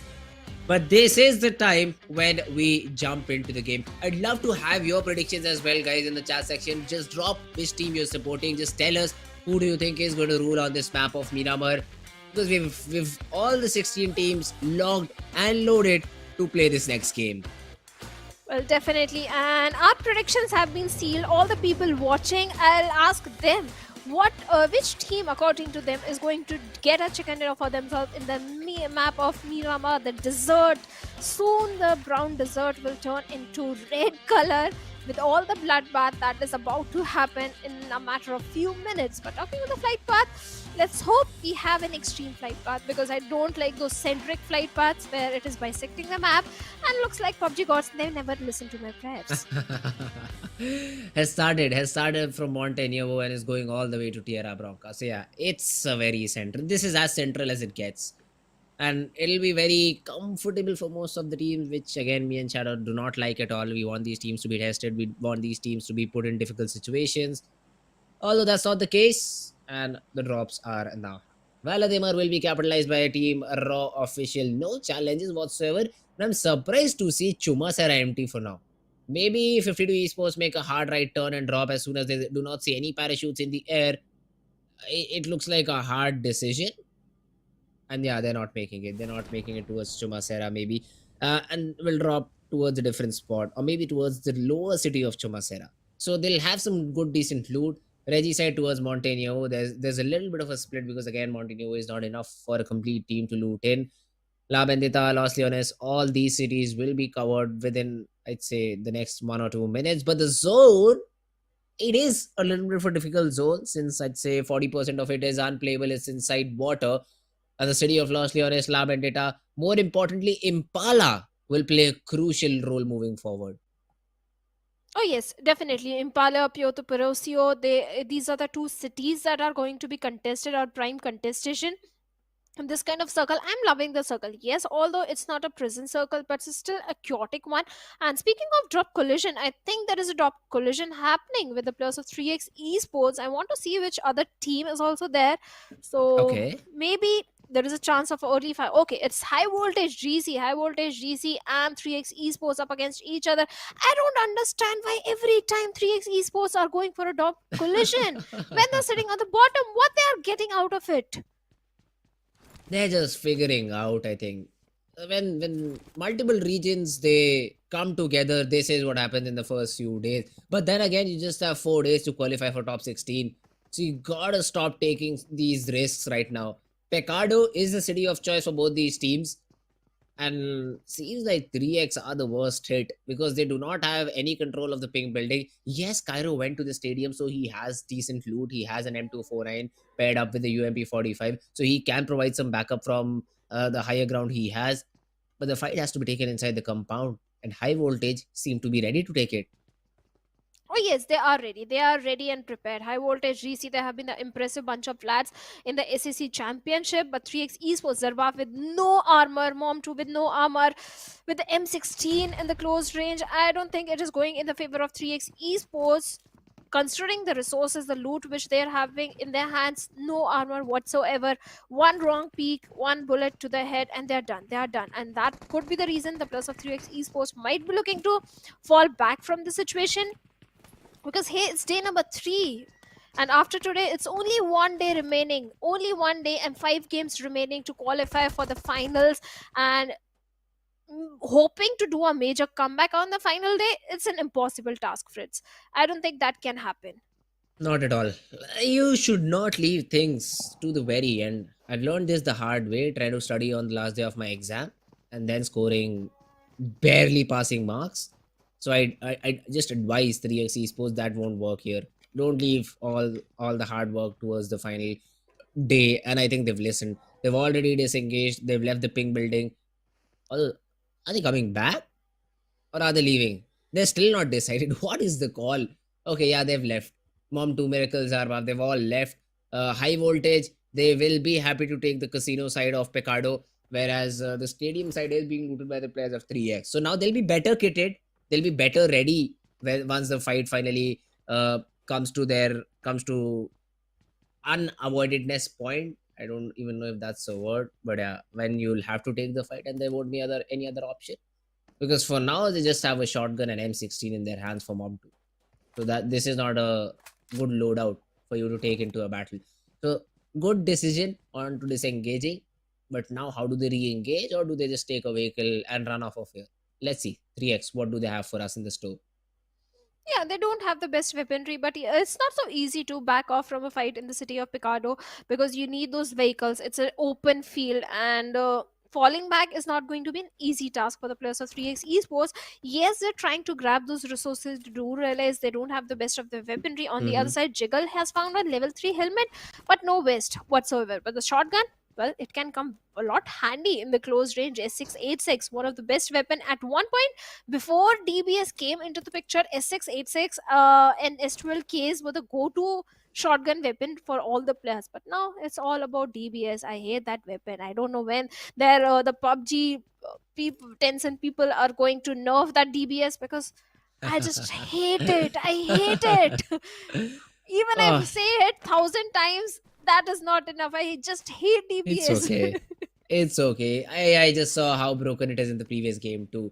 Players were firing a DBS 50, 70 meters away from their target and still getting the knocks. So I just get how ridiculous the weapon is. So a nerf is definitely imminent.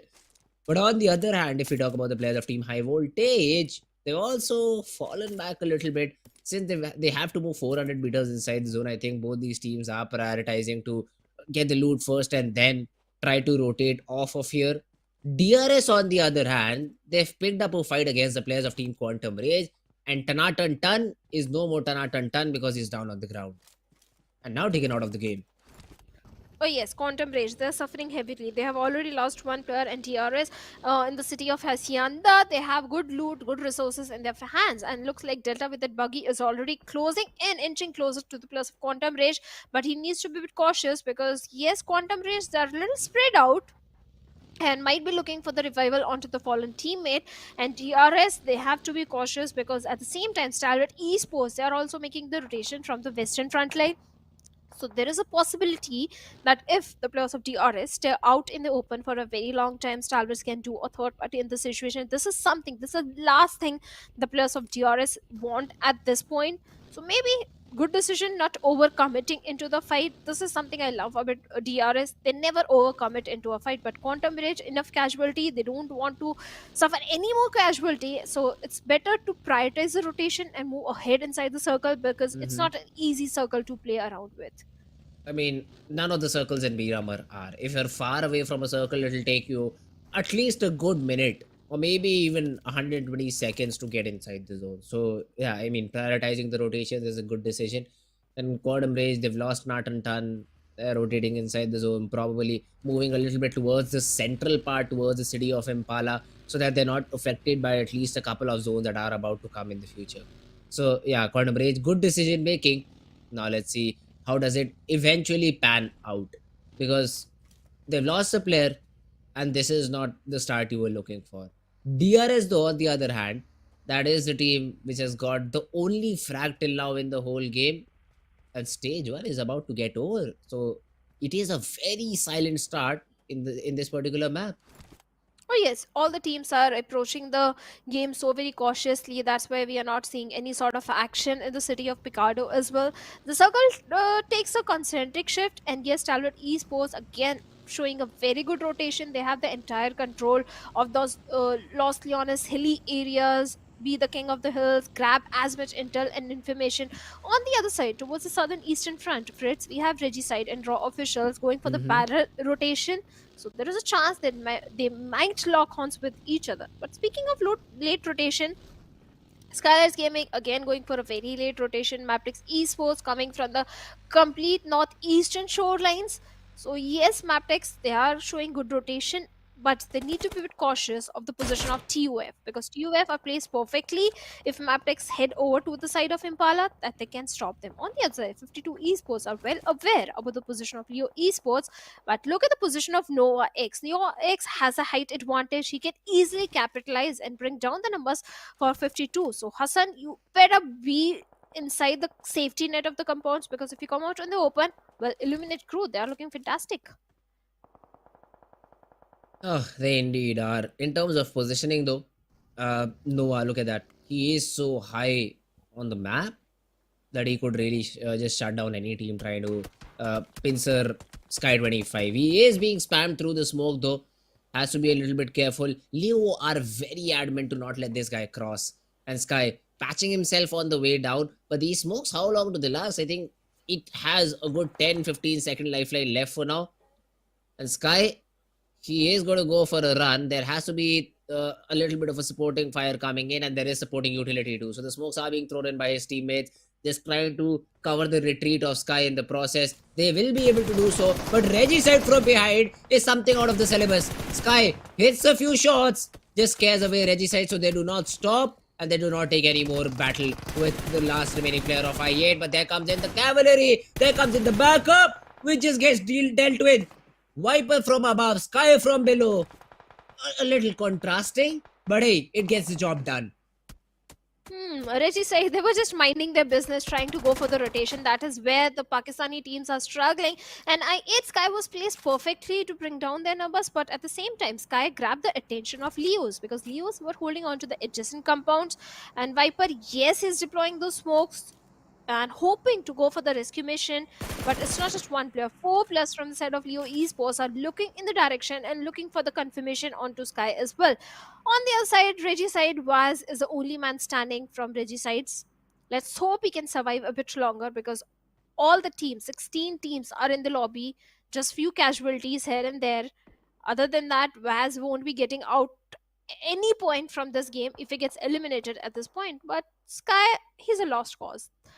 Going for the rescue mission onto him is like a suicide mission, which the players of Mhm. Eliminate Crew won't try and do so, because Woofy's, look at him, he was ready with his buggy, and the minute he realized the player is on a very low HP, there is no chance you can save him. And the Leos are having a perfect angle onto you, so it's better to play the game as a 3-man army and not compromise on your position. With Nova X being the king of the hills, it can still do a lot in the situation and try and have the complete southern control in their favor. From the northern end, especially western side, there are too many teams trying to move inside the circle. That is where all the third parties, all the bloodbath is going to happen. It is. For now, though, MABETEX, a battle with yet outer raw, and the SMG just reigns supreme in the close range battle. That's another frag. Kaise completely taken care of, and raw officials, they find another frag for their troubles. I8, on the other hand, the team we were talking about earlier, yes, they've lost a player to Team Leo, but their position is good. Inside the zone in stage number 3, NB Esports, on the other hand, also losing a few players, but they've retaliated back. 52 Esports fighting it out against raw officials. So multiple fights happening, and all these are rotational clashes. Just one or two players of a team being taken down while they were trying to rotate off. So once the dust settles, I'd like to see how many teams have lost a player while trying to rotate, because it seems to be quite big of a number. Oh yes, it is. On the other side, Highvoltage and NB Esports, they are locking horns with each other, where the players of NB Esports are not looking good, and 3x Esports again becomes the first team to be eliminated from the lobby. But this time it was Magnus Esports who did enough damage. And Magnus, well, they have got 3 defeat points without losing any of their players, so a good start for them. But at the same time, good position as well. The split that is coming from the side of Magnus Esports, yes, they are trying to be in the epicenter of the circle, but for now, Kancha so very close to the players of MABETEX Esports. As courtesy to that smoke, his position was given away, and MABETEX, they were quick to retaliate, and Kancha has been dealt with. There is no chance that Claw can save his teammate at this point. Oh, look at that, Yeta Uta. He can be the person who spoils the sport for Team MABETEX Esports. Volley is very, very low.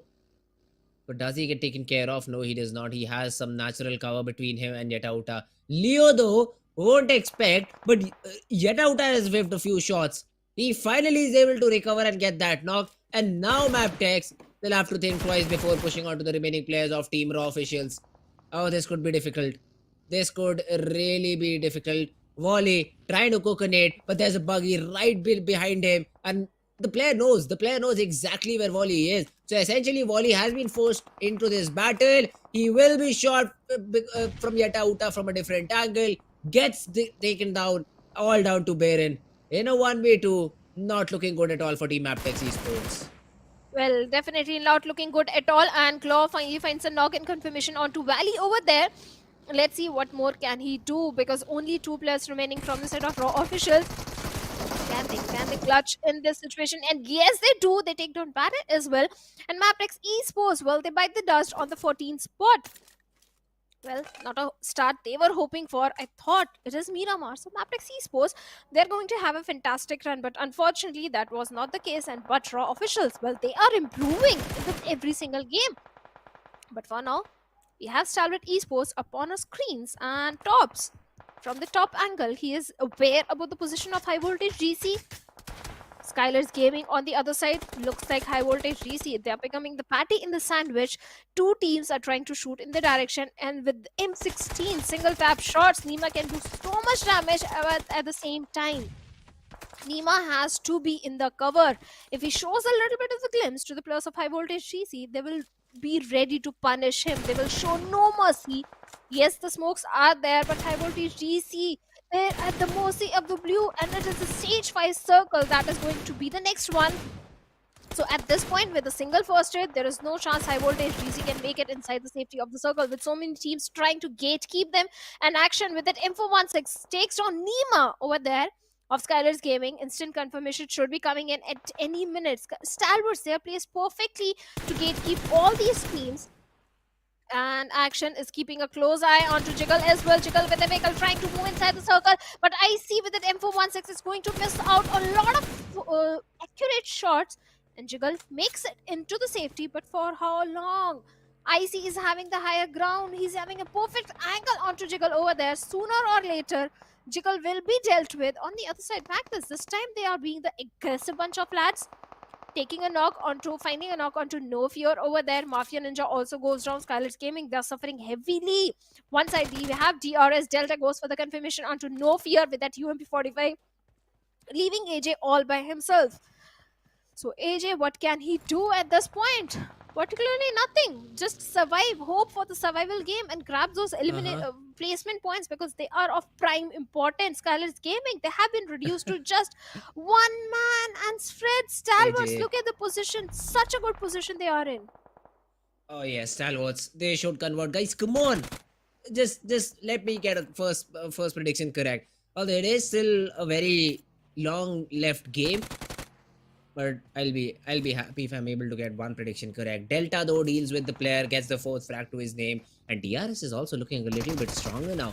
Yetauta is able to drop 52 comeback in an instance. The double headshot did come in, but hey, then the DBS goes boom boom, just takes the player of Raw official down. Yetauta pays with his life, although at least got one back.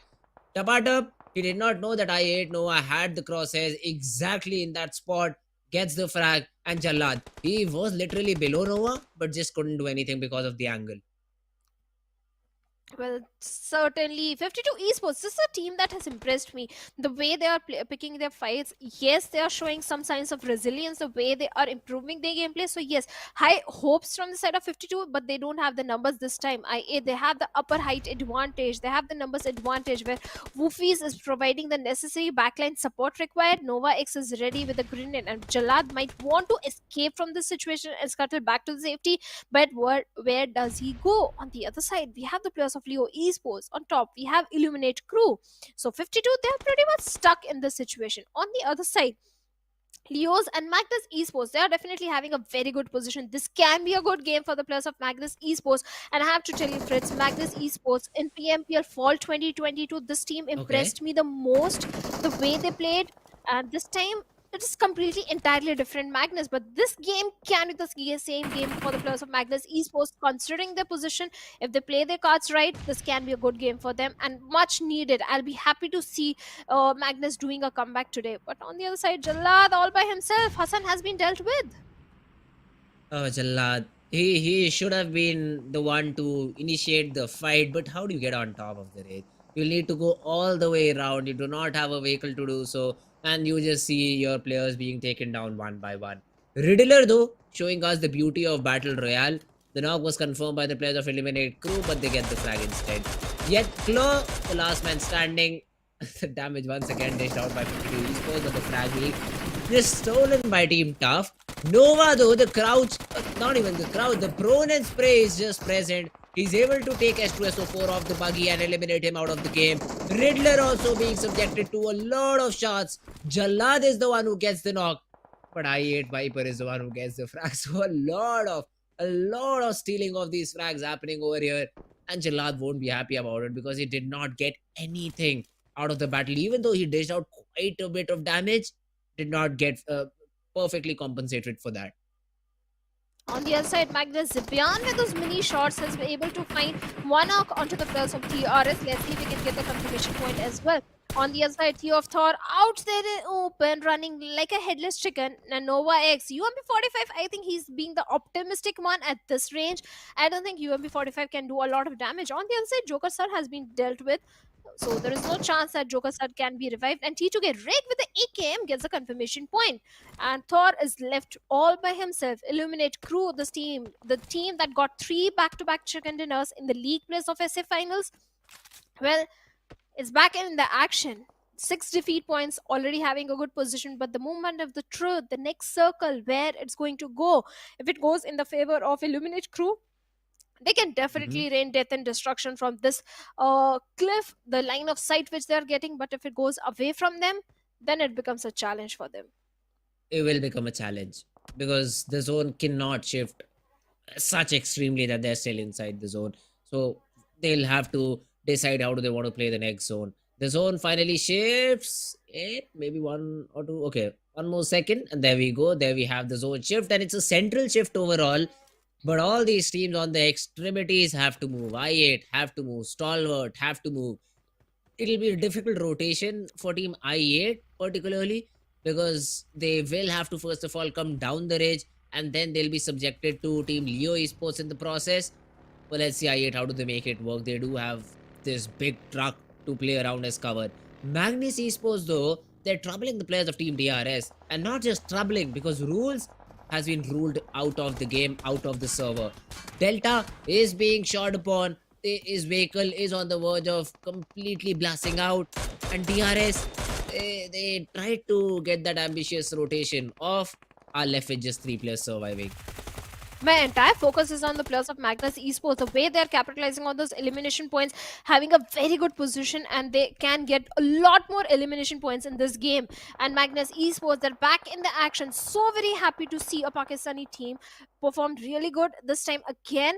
So Magnus Esports, well, they have found their foothold in the map of Miramar this time, and they're looking pretty loaded in terms of the resources which they are having. On the other side, T2K in a 2v2 split, but Sanhok and Rig, you guys need to watch your 6, because from back lines the players of Quantum Rage can do a lot of damage, and DRS killer YT. Oh, the smoke was there, but not enough to save him from the shots that was coming from Higmas of Magnus Esports, and he goes down. Now DRS left with only 2 players.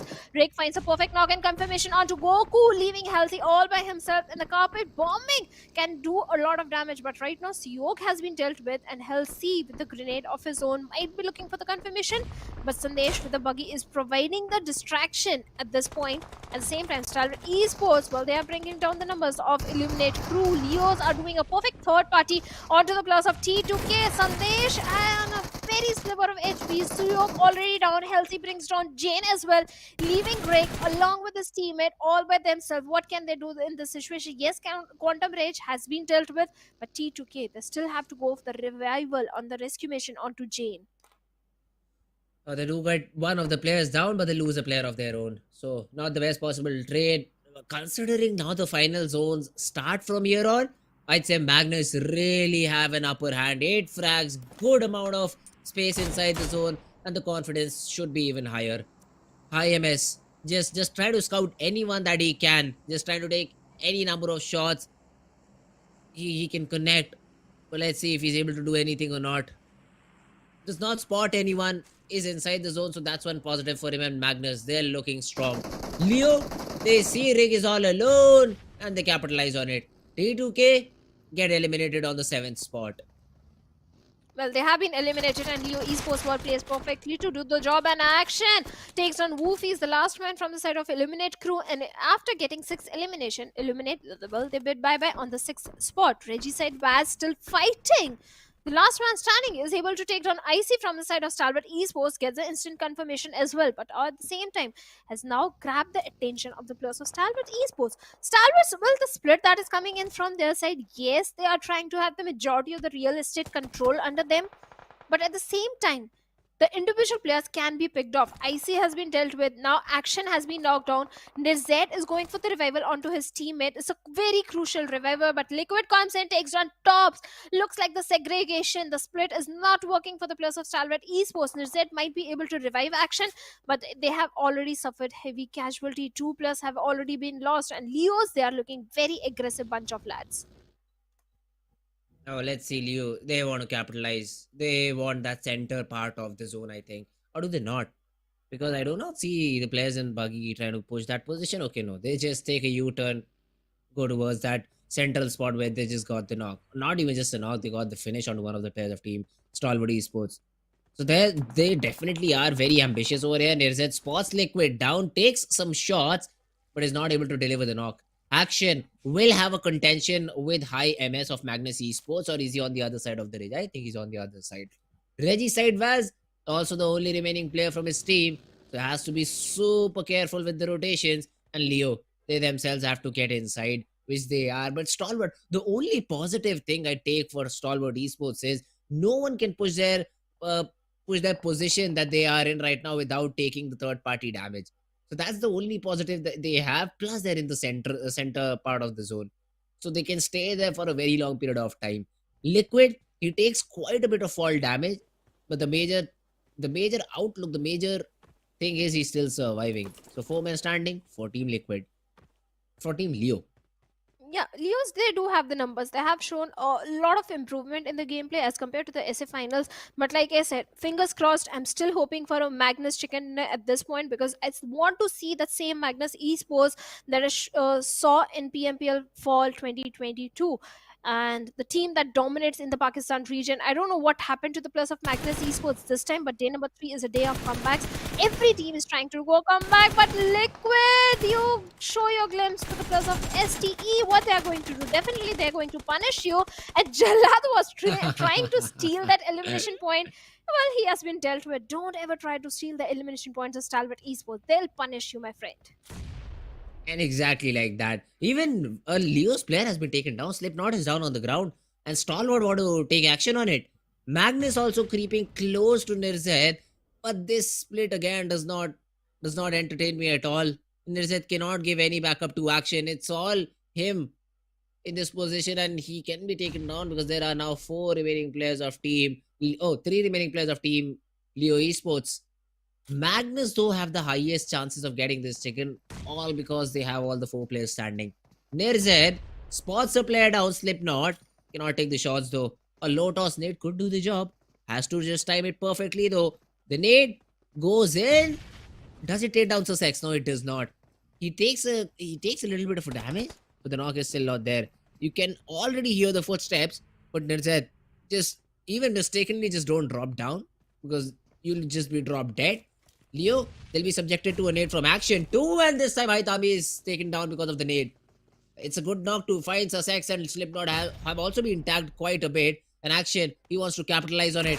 Has the DBS in hand, is able to get the second knock onto Sussex. The revival is being facilitated, but Nirzed has hit Supreme over Magnus too. Zibian gets taken care of, and now it's a 3v2v1. Vaz also spotted by Faster. The nade being tossed, tags out Vaz to very little HP, but he still survives. That's the important part. Master down to 10 HP, but Vaz is still troubling them. The nade is not finding Vaz again and again. Draw in Faster, very little HP left, but Stalwart, they're using the high ground perfectly. Nirzed is being a thorn in their side and is not allowing them to come out or come back up. The final 9th zone, Vaz pressured, not even a single knock. Action though reveals his position. Now he will be subjected to a lot of shots. Has 4 first aids though, and Nirzed up top has 3. So do they decide to fight it out, or do they want to play the heal battle now? Because no way Magnus can come up this range. So Nirzed just has to hold his position, although heal by 18 seconds? Because 6 seconds is what a first aid needs to pop in. He is being subjected to a few nades. Action, throws a nade onto Drolin, lets him pass by, switches to the DBS, is not able to connect the shots, but finally does. A 2v2, but he'll be traded. Make it a 1v2 situation. Can Nirzed come out on top? The DBS out for him too. Faster, spotted, both the players. Position known, but the shots are not landing. 1 minute 53 seconds is what he has to survive for the zone to kick in. Nirzed is being tagged quite a bit. He needs to reset. He needs to calm the tempo. A good nade from high MS might just do the job, but Nirzed pops in the first aid. Can he drop down and isolate these 1v1s is the main question. He is desperately trying to get any bit of information that he can. High MS, spotted, taken care of. A 1v1. Faster, dinged in the head. He can be taken down. A molly to flush him off. It's a great molly. Faster, he will burn. And he might just burn to his death. He survives. For a little bit though. Does he have any other mollies? Does he have any other bit of utility? It is not required. Somehow, Stalwart Esports in a 3v2, in a 1v2, are able to come out on top and grab the winner with a chicken dinner. And they did it in style. Just a single Molotov was Nirzed having, and he utilized it to the perfection at the perfect time. And now in the overall ranking, Stalwart Esports, they are sitting on the top with 23 points of their own.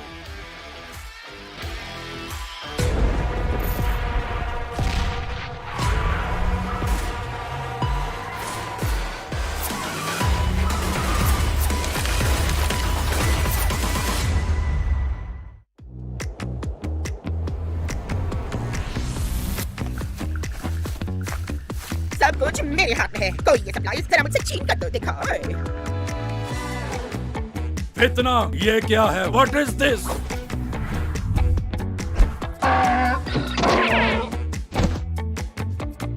इस बार मैं नहीं हारूंगी। हाँ।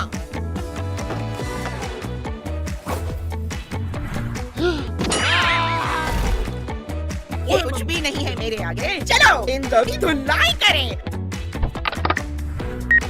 इतना देख के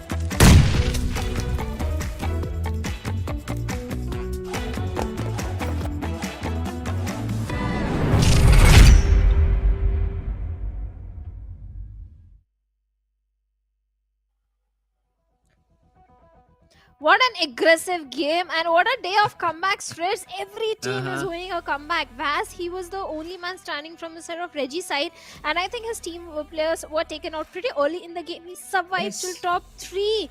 Kudos to him. At the same time, Magnus Esports, it looked like this is going to be their game. The minute action took on Drolin, Higmus was there to find the trade of the action over there. But NZ, again, this guy saved the day and got the chicken dinner for his team. It's not just first time in the league phase and SA finals. NZ has proved his mettle so many times, and this time again, NZ, kudos to him. Valiant efforts. Oh, for sure. I mean, Nirzad, the final 1v2 that he pulled off was just great.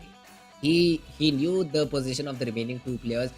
The key again was isolating those duels. And plus he knew that the zone is with him. He had extra 5 seconds before the zone hits him and his opponents. And the final zone, the 5 seconds, they matter a lot. He was buying time continuously. The nade could have changed the entire game, but it landed a little bit towards the right. That's what happened. It did not take him down. Yes, it tagged him quite a bit. If there was a follow-up nade, he would have been taken down. That was not the case. The only chance you give to Nirzad is where he strikes, and he strikes in the best possible way. The MVP though is gonna be his partner in crime Action, who got 7 eliminations to his name. And this shows that Stalwart Esports, they did have a high frag game to their name. Oh yes, they definitely had a very high fragging game, and if the entire lobby there is one person we can rely that he's going to clutch in the final moments and get the victory, it's always the Rizet from Stalwart Esports. Not just the first time, so many times he has proved himself, and this time Action with 7 elimination. But Magnus Esports, I'm so very happy to see the comeback having from the side of Magnus Esports, with Zen having the 4 elimination. The perfect cover 5 was there. It was just the position. Rizet was having the height advantage, and Magnus Esports, they became little overactive in the final moments. There was no need to expose themselves. They could have held their position, but they were trying to fight. They were trying to fight from the low ground. When you're short of those utilities, those throwables, it tends to go in the favor of the opponent. Yet Ota was also so very impressive from the set of raw officials. But in the match summary, it is Action and Stalwarts written all over. Oh, the 2 players from Team Stalwart Esports in terms of elimination and damage. And Nirzad definitely had to be there. They don't deal in assist. If they see a player, they take him down. That's what Team Stalwart Esports do. And let's see how many points did they get from this map of Miramar. This is their 2nd consecutive chicken, bear in mind. And 13 eliminations to their name. Overall, 23 points. And a great show of force by the players of Team Stalwart Esports. Magnus, though, came in 2nd with 16 points to their name, and that's a good game from Magnus too. They needed it because they were dropping a little bit in terms of the positions that they had. But where's Team MABETEX? Nowhere to be seen till the 13th spot, where they just got 1 elimination and overall just a single point from the game. Definitely, but this time so very impressive gameplay from so many teams. Raw officials also did manage to get good elimination point, 5 elimination points for themselves. Yes, not too many placement points, but the way they took down the entirety of MABETEX Esports was very impressive. And all kudos to Yeta Uta, the way this guy was performing has always performed.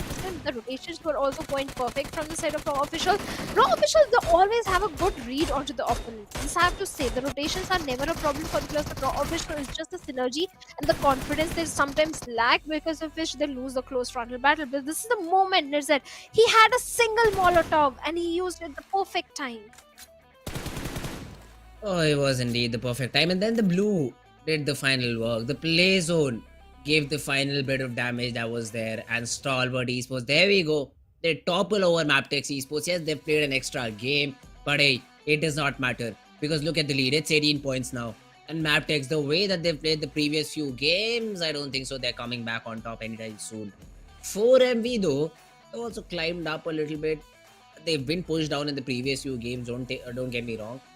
But they started on second, they've been pushed to third, and I'm surprised they're just on the third position because they've not been playing very prominently in the previous few games too.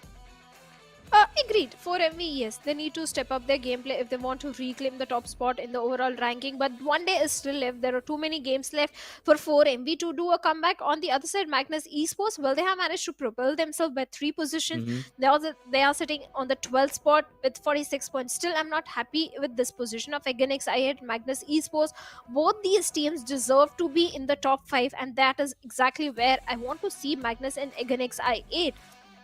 In the top 5. On the other side, this time 52 Esports and Reggie side, they also managed to propel themselves by a few good position points for themselves. Yes, they are sitting in the safe area in the top 16, but still they need to be the consistent ones, otherwise they can be thrown out of the safe area and they can land up in the danger zone.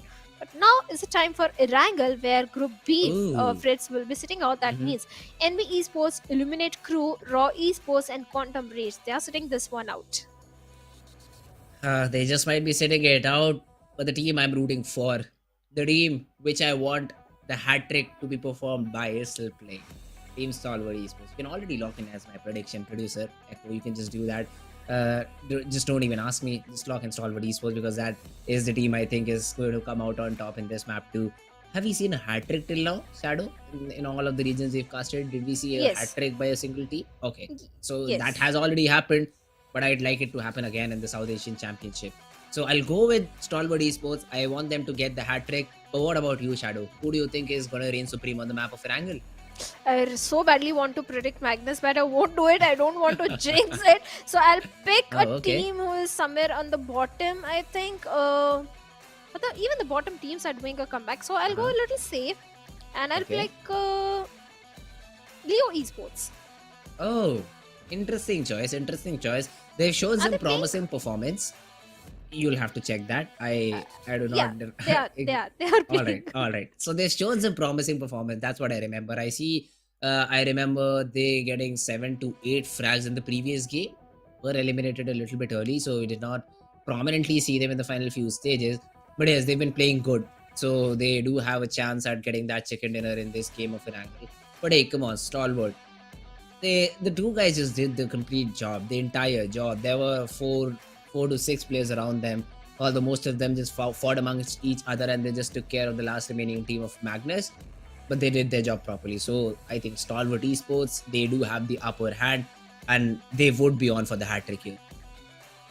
They can definitely go for the hat trick. There is a very big chance. Earlier it was Illuminate Crew in the league place. They got a back-to-back 3 chicken dinners for themselves. Yes, they were sitting out in between in one of the game, but yes, the 3 back-to-back games which they played, the hat trick was there.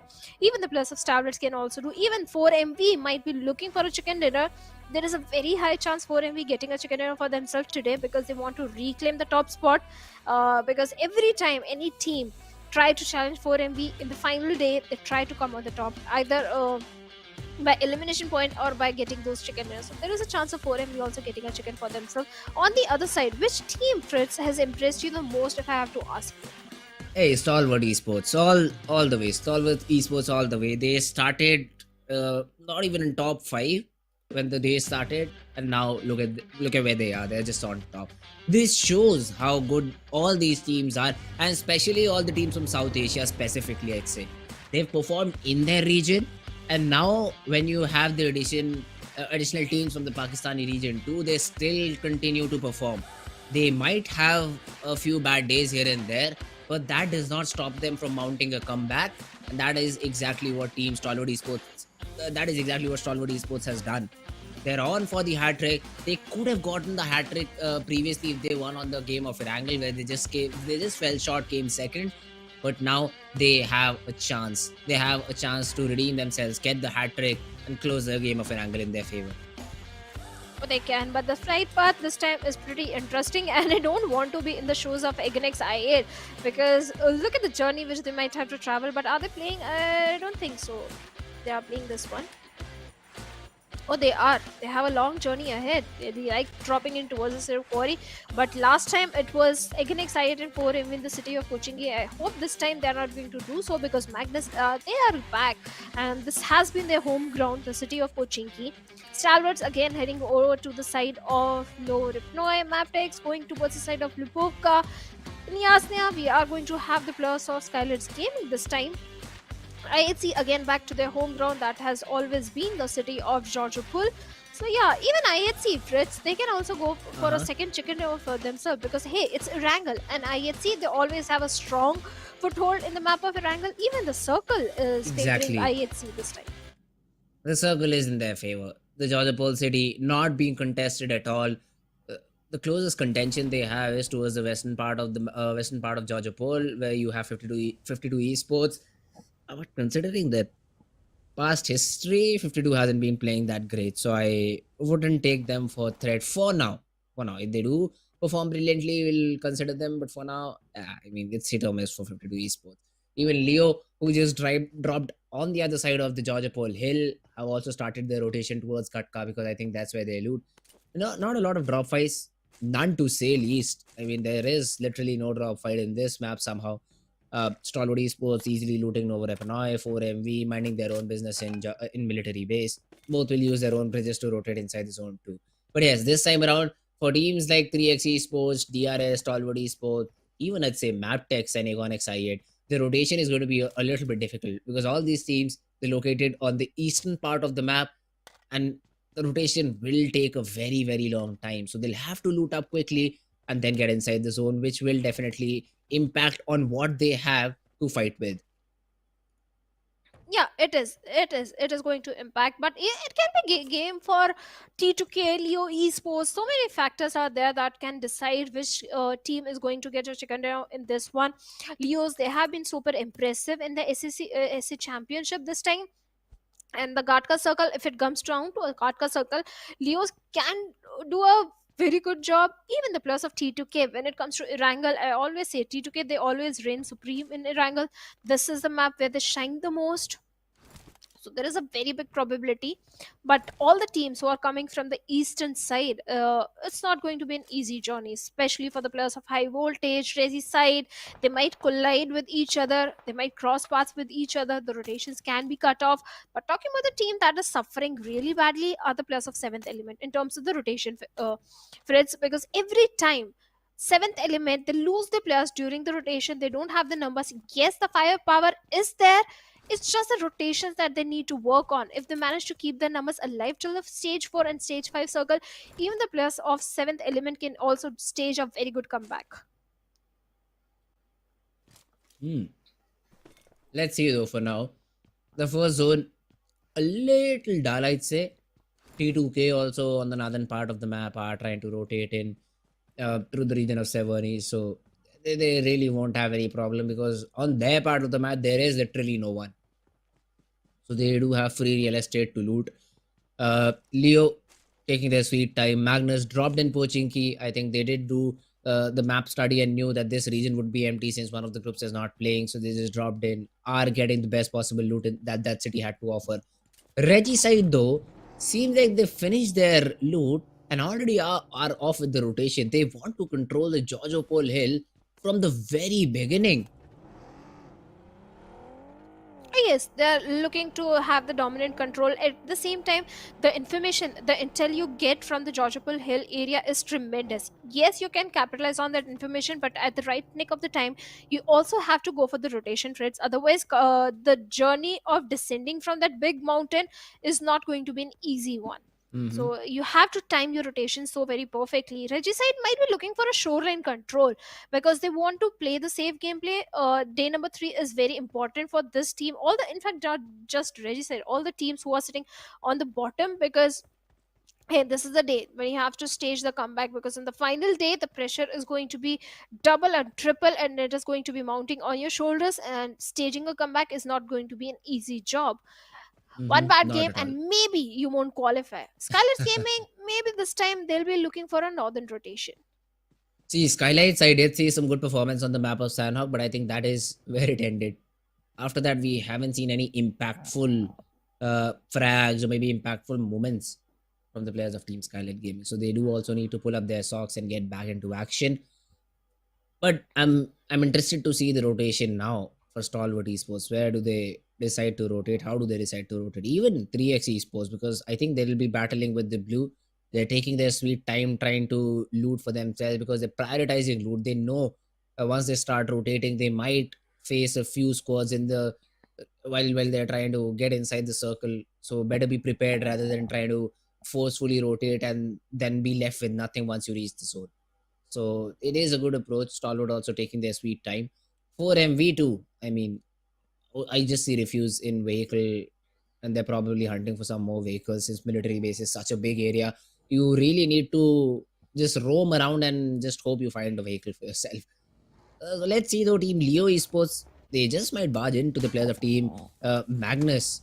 This could be a little bit difficult to deal with. And Zibian's buggy has been damaged. One of the tires, back tires, has been punctured. So essentially, that buggy is now useless. You cannot use it to rotate around. Yeah, these kind of scenarios we tend to witness so many times where the opponent, I will, at least in my classic PUBG gameplays, I have done this a lot: steal the vehicle of the opponent. Okay. I think we all have done is either damage their vehicles, if not damage, steal their vehicles. We have all been that Uh-huh. little nasty thief in the game of PUBG Mobile. So yeah, these kind of things do happen in the competitive scenario. But talking about the other teams, like Regicide, yes, in the previous game, Fritz, they were able to stage a very good comeback. But surprisingly, in the PMPL Pakistan region, Mhm. Regicide, they came on the second spot with good elimination points. In fact, the highest elimination points. This time, maybe Regicide, they are shying away from the fights because the firepower is there. It's not like the team is not having the firepower or the skills. They do have. They got 101 finish points for themselves. They were the highest ones. And now suddenly we are seeing a different Regicide. Even 3x Esports, they came on the third spot. They were so impressive in the Pakistan PMPL finals, and now both these teams are suffering. 3x, I don't blame them. They're suffering because of their own actions, going for the drop collisions. But Regicide, I want to see this team in the top 16. I want to see the players of Regicide qualifying for the finals. Let's hope they do so. But right now, the position they are in, well, three teams are in the close proximity, and Regicide better be careful right now. Ooh, a lot of the teams just coming around the Georgia Pole Hill. And the zone, although, does not support the hill so much now because it is indicating that it can go towards the shooting range island. It can go towards the shooting range part, and then that bridge will become of utmost importance. T2K have already taken the watchtower and the compound near it, so they'll be very happy if the zone goes in the other direction since they'll have a flurry of frags to choose from. But the good thing for 3x Esports, for DRS, or for Aegon XI8 is they get to choose the different bridge, the Rozok bridge, as the path of their rotation. So they'll be a little bit favored in that scenario. But other than that, a big cluster forming around Georgia Pole, and I'd like to see how many third parties do we see once this stage 2 closes out. Hmm. And talking about the rotation spreads that are coming from the eastern side is not going to be so easy. Yes, I would say they do have a control of the triple warehouse of Georgopol. A good position, in fact, to hold on to, because soon the entire city of Georgopol, the containers are going to be congested. We have all the 16 teams and 64 plus. It's a very slow Erangel. Fritz, not even one body has been dropped Mm-hmm. up until now. No fight, nothing. Everyone is busy grabbing those resources. Every team do understand the gravity of the situation, that hey, it's the second last game of the day, and after that the games are going to be very less, only 5 games for tomorrow. For few teams it's the last game and they want to have the best performance today. But Godless, he's a little far away from his teammates. Yes, I do understand that we are, when you're holding onto the Georgia Pool containers, you have to keep an eye onto the city as well, because from the back lines a team can go for the rotation. At the same time, you get a lot of vision as well onto the teams who are present in the container area. And Rollin, well, he has been taken down. Oh, high MS though will be able to get that revival. And again, this is where the containers are a little bit friend of yours. Yes, while you're trying to loot on top of it, you can get shot, but once you do get knocked out, you can just drop down and get that revival very easily. it is very hard to navigate through these containers, even as a team. So I don't expect any of these players falling anytime soon. Godless is on a dangerous venture to maybe scout out the compounds near the Georgia Pole container area. He could be shot in from multiple different teams and get taken down. So he needs to be very, very careful while he's trying to facilitate the rotation. But the next zone is what I'm interested in. And in the next 15 seconds, we'll see whose side the zone is. And that is a very big and an important question right now, since there is a big cluster forming around the center of the zone. So the next 5 seconds are going to be crucial. Ziol also disengaging. Alex also, I think, will make sure he just gets his vehicle, gets out of here.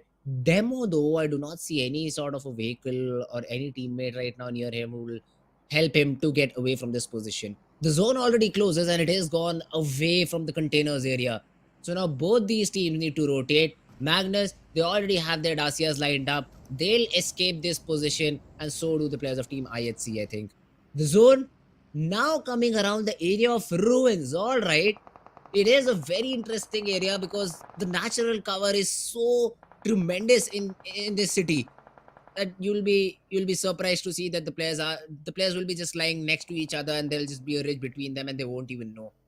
So now the fights, they will start to break out, and let's see who comes out on top in such chaos.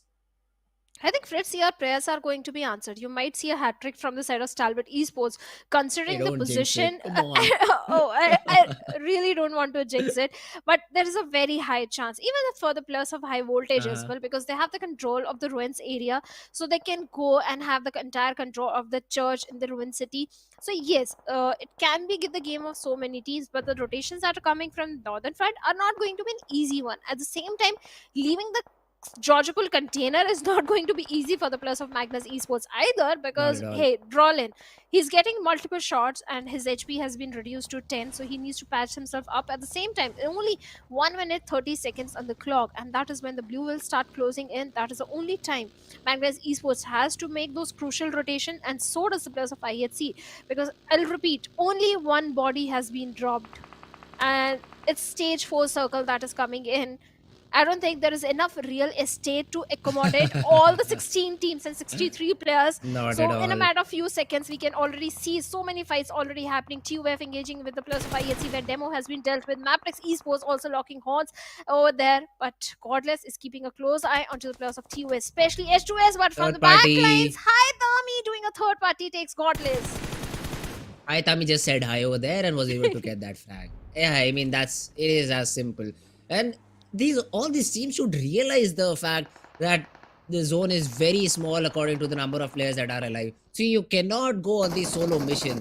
Again, Liquid tried to go for one, gets punished. The cover this time is there. Fortunately for him, his team was in the nearby vicinity. Thor, though, gets just pushed upon by Sussex and is able to get that knock. Riddler trying to close in the distance. Does he expect Sussex in such an aggressive spot? I think he does. So he has to be careful, but the UMP just reigns supreme. And Leo Esports, man, your prediction, Shadow, might just come true.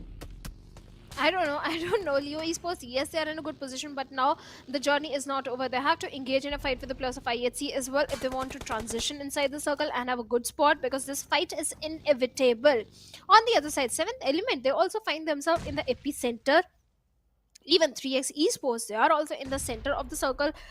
Can be a good gameplay for them. On the other side, Regicide, they're looking promising in terms of position they are having. Not too many teams are present on the southern end, so Regicide definitely can do something really good. For now, IHC and Leo Esports, this is a battle of grenades, and the carpet bombing is already there from the side of Ziol, but he's not able to bring down any sort of connection or bring down the numbers of Leo Esports. But Haidami, he just survived that grenade.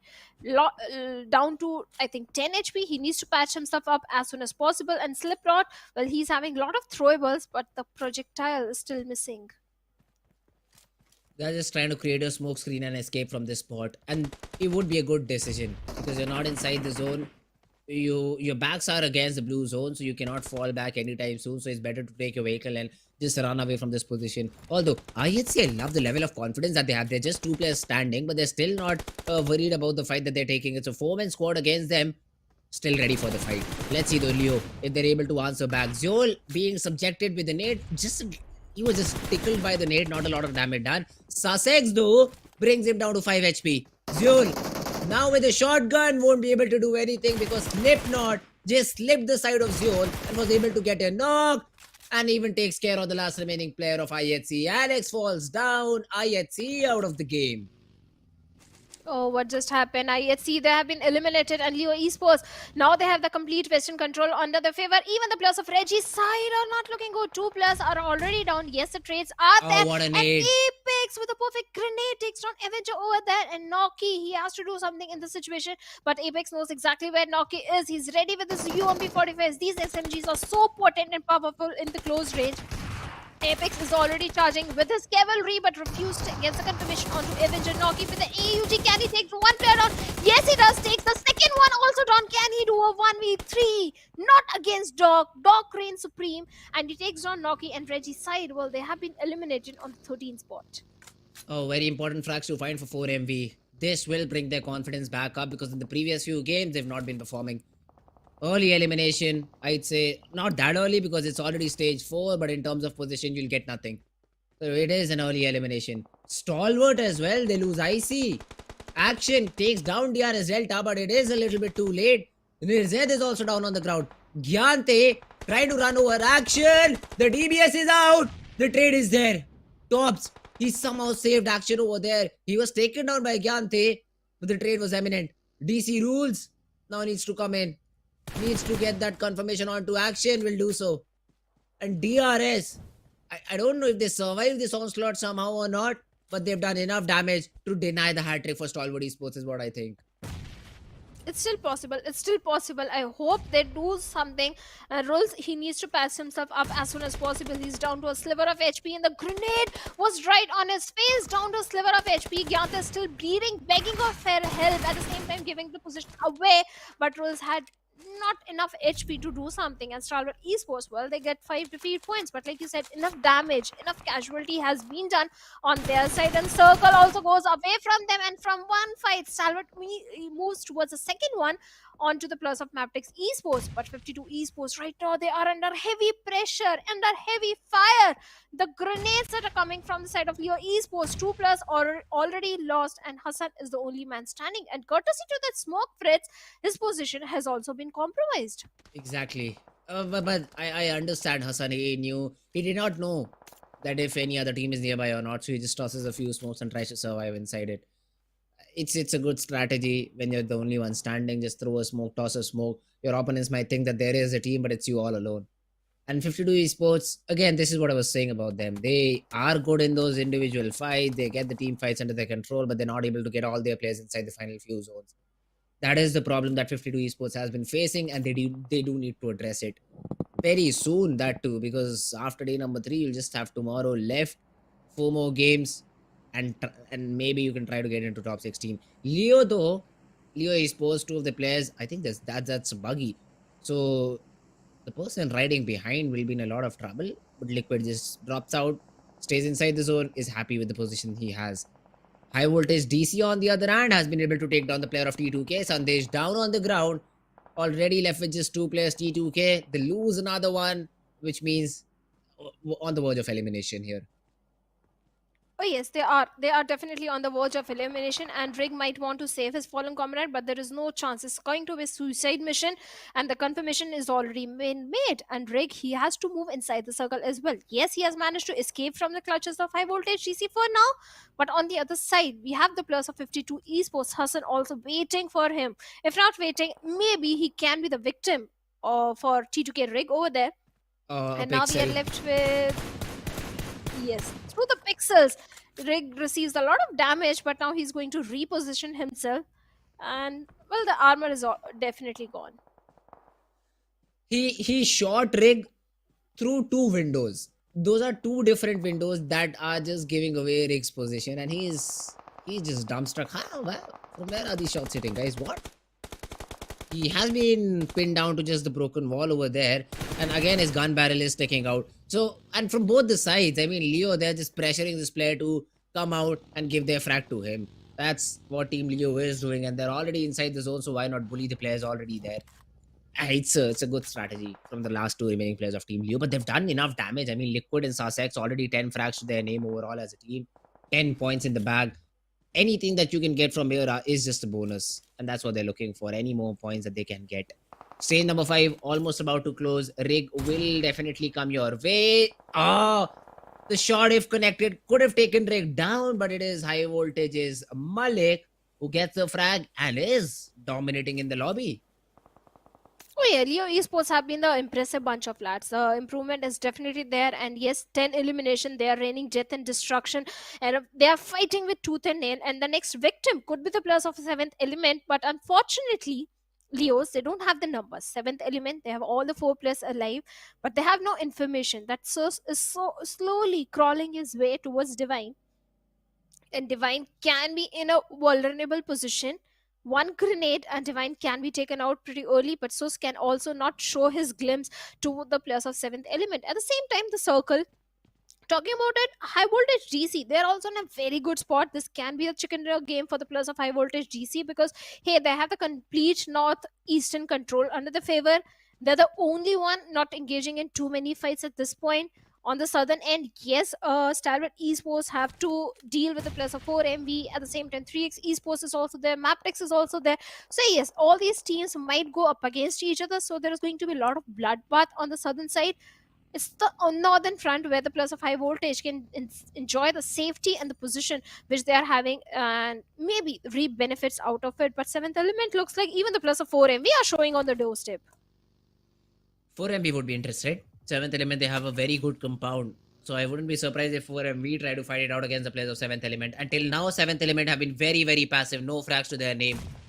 And a nade. Oh, Tabby just went inside the room. Otherwise, he could have been taken down. And 4MV, now the nades are going to come into play. How many do you have? 2 for Apex. I just saw 4 for one of the players too. So 4MV, they're poised good enough in this situation to flush out the players of Team T or 7th element, but good presence of mind from them too. I mean, 7th element, they knew these nades are going to be thrown in, so they just run down basement.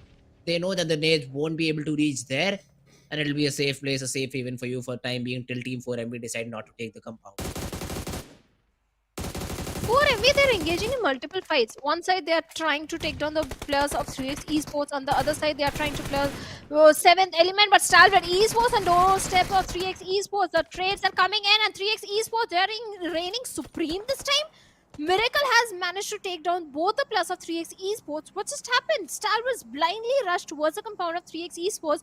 Something we didn't expect from a team of such high caliber, and 3x Esports, well, they capitalized and got 3 defeat points. This is the same 3x Esports we saw in the PMPL Pakistan, bringing the frags, bringing the elimination, and this time they are looking promising.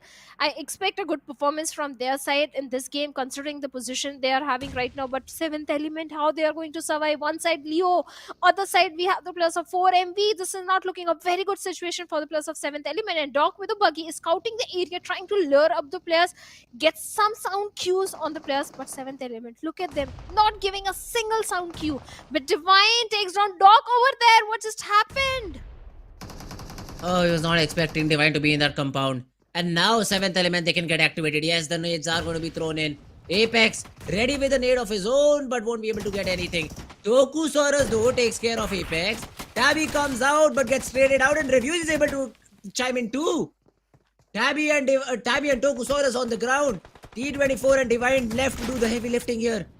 T24 gets a nade connection onto East and is able to get that knock. The DBS will be able to finish the job, and 7th element successfully defend the compound against 4MV. Well, all the bottom teams are finally staging a good comeback. The firepower which we were talking about is finally being showcased. And 7th element, the way they were able to defend their compound is so fantastic. 4MV, not an easy team to deal with, but 7th element looks like the confidence is back, and now all the 4 players alive. They have to deal with the players of Leo as well, because Leo can be that ugly thorn for the players of 7th element, considering the position which they are having. At the same time, even the players of Highvoltage DC are also closing in the distance. So 7th element not in a good spot right now, but on the other side, MABETEX and 3x, well, they are looking so very fantastic in terms of the position they're having towards the eastern side and southern eastern front. But 7th element, they've deployed a lot of smoke to have a smoke wall and soft cover for themselves. But will it be enough for the players of 7th element to make those crucial rotations towards the south side? Let's find out. But Highvoltage DC, they have the intel onto the players of MABETEX as well. Ooh, let's see though.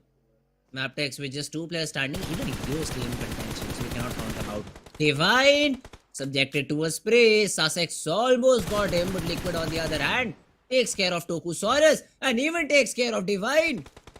2 frags to their name. 7th element, they were singing harmony for a very little period of time, but now they lose 2.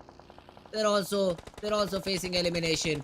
Divine will be taken care of. T24 Tabby also brought down to very little HP. Sussex will run over one of the players. Tabby left all alone gets taken care of. Leo pull off a 2v4.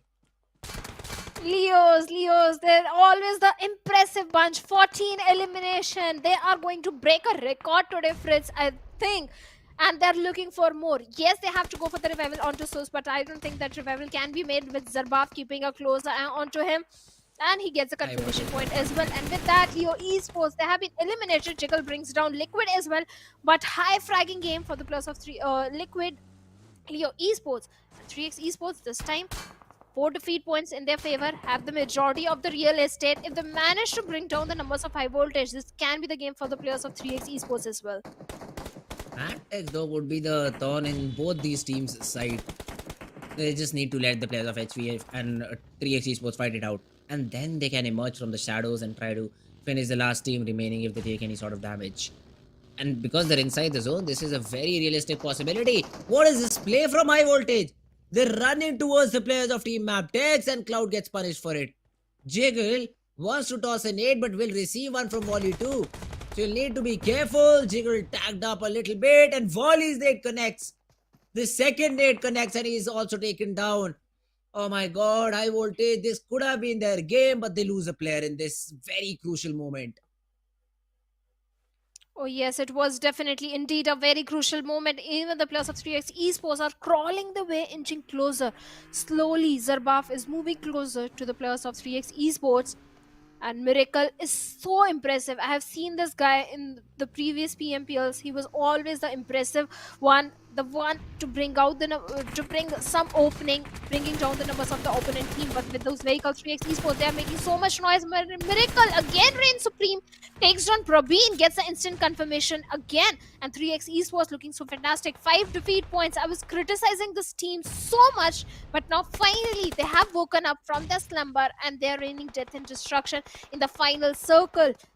And MABETEX Leo takes down Cloud. Malik, the only man standing from the side of Highvoltage DC. What can he do in this situation? 3x Esports having a better position, having the territorial control, but Zarbaf eliminates Malik, but Malik, before going down, lobs a perfect grenade and takes down Zarbaf.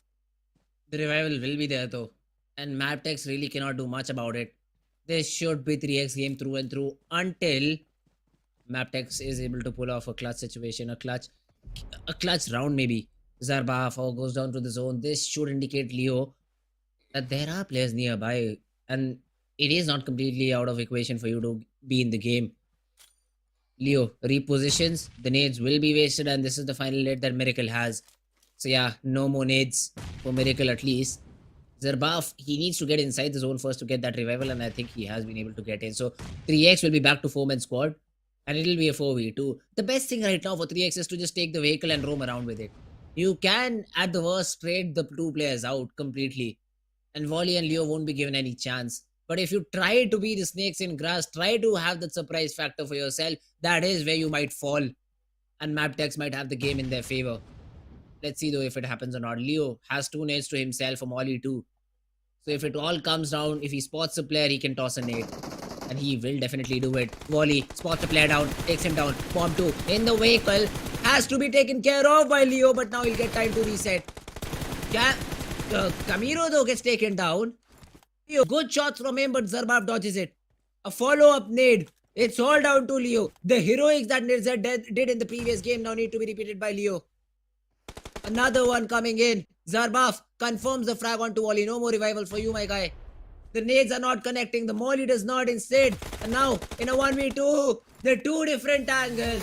Finally, 3x. They get back into action. And this is the team we were looking for throughout the 2 different days. finally woken up. 3x Esports to understand the gravity of the situation, and with this high fragging game, 8 elimination, they have finally found a safe spot in the top 16. They are sitting on the 14th spot with 18 points. 3x Esports, I hope this momentum keeps conjuring for them.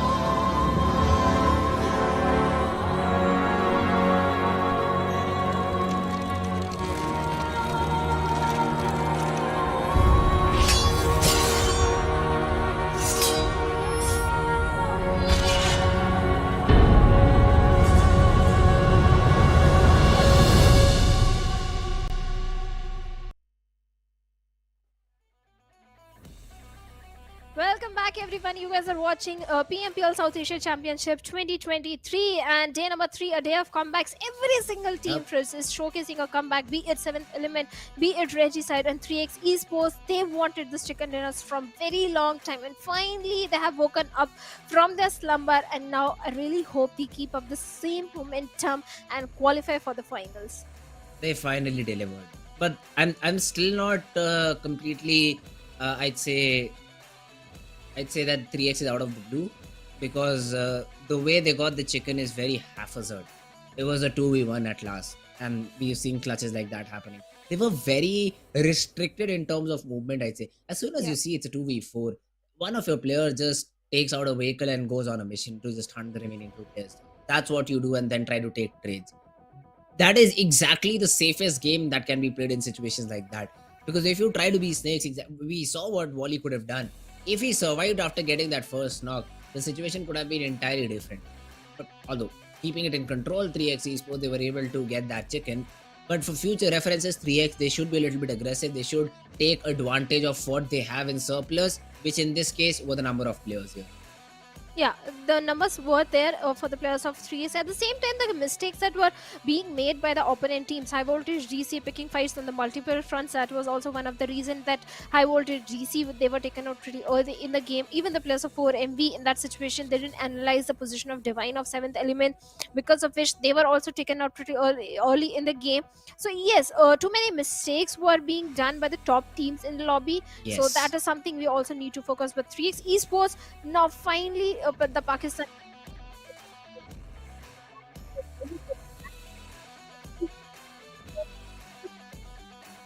Oh, Slipknot, great performance by the guy from Leo Esports. 5 eliminations overall.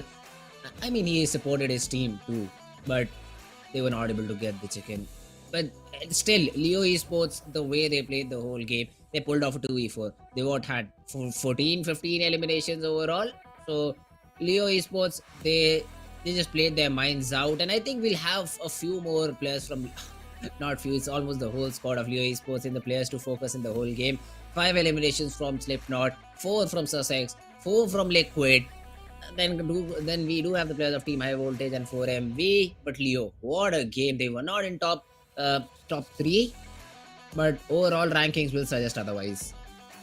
Yeah, definitely. And Leo Esports, this could have been a chicken dinner for the players of Leo Esports as well, Fritz. It's just that they didn't have the numbers. Only 2 players were remaining in the end. But in the match summary, it is all about Leo Esports and 4ME and Stalwart Esports, where Leo's having the highest elimination and highest assist. On the other side, the highest damage is for Refuse of 4ME, and Stalwart Esports having the highest healing stun, Z.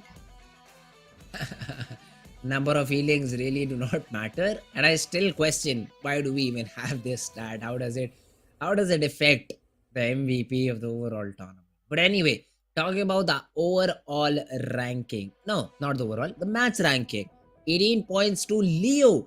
And even though they were, I think, 4th in the overall ranking, just because they had 14 eliminations, they're literally on top of the leaderboard. Oh yes, they're definitely on the top right now, and 3x Esports having 18 total points for themselves, sitting on the second spot because Leos they had a very high fragging game.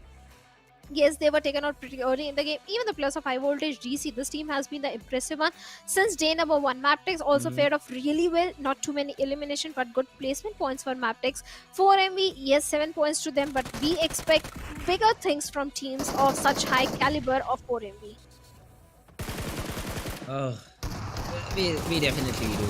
But I also love this attempt from Noki over here. If he was able to get that third, 4MB would have been in a really tough spot. But overall, great fights all around the board. Stalwart Esports also delivered quite a good number of frags, but they were not able to get the chicken we really were hoping for.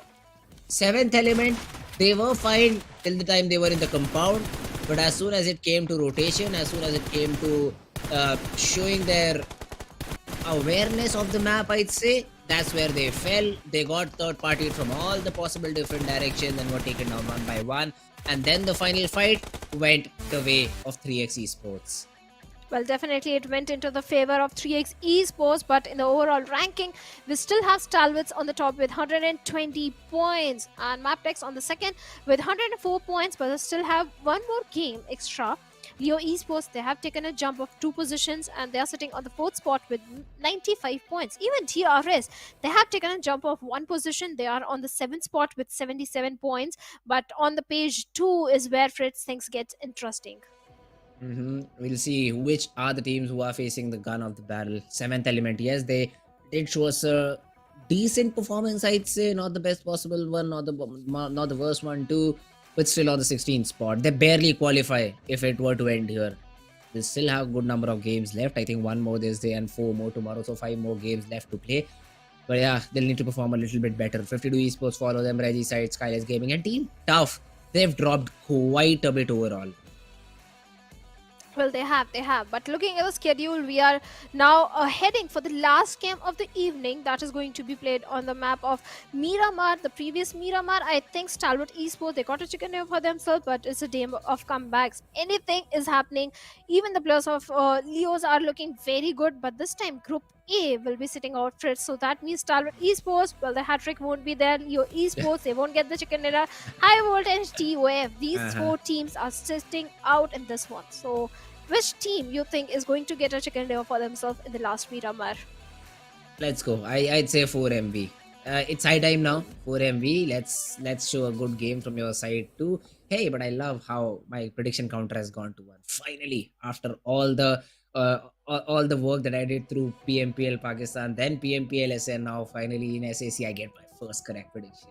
Let's hope the counter goes to 2 now with 4MV on this map of Miramar. But what about you, Shadow? Who do you think is reigning supreme here?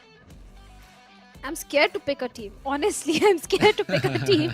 But okay, I'll go with NB Esports again this time. Oh, alright. Interesting. NB Esports. Although I personally haven't seen them perform that great. And even here on the map of Erangel, they got eliminated in Georgia Pole while trying to come out of that region. Bold choice, I'd say. But hey, let's see if it works out for you or not. Because they are a team who have qualified for the championship, so they definitely have the caliber in them to get at least a victory for themselves. But for now, the main focus for NB Esports, yes, it would be to get a chicken, but first of all, get a good game here. So this is something NB Esports would be looking forward to, which might make them a contender for the chicken. Maybe. I hope they get a chicken dinner for themselves because NB Esports, they're lacking that aggression which is showcased in the SA finals and the league plays entirely. So yes, NB Esports, this is a completely different NB Esports we are seeing in the championship. So yeah, I expect bigger things from them. At the same time, Magnus Esports, they can also get a chicken dinner because last time they missed it in the map of Miramar. So maybe in this Miramar they will be looking forward. But at the same time, so many factors also come into the picture, like where the brain fart. Where is the flight trajectory is from, and where the first circle is going to be. So many factors come into the picture. Oof, that's correct. But guys, we will be jumping into the game very, very soon. I'd also like you guys to put your predictions in the chat section, and let's have a counter for audience too. And let's see if audience is able to correctly predict the team winning this game of Miramar. All of us 64 players are ready to conquer this map of Miramar, to conquer the final map of the day. And let's see which is the team who is able to defy all the other teams and get that chicken for yourself.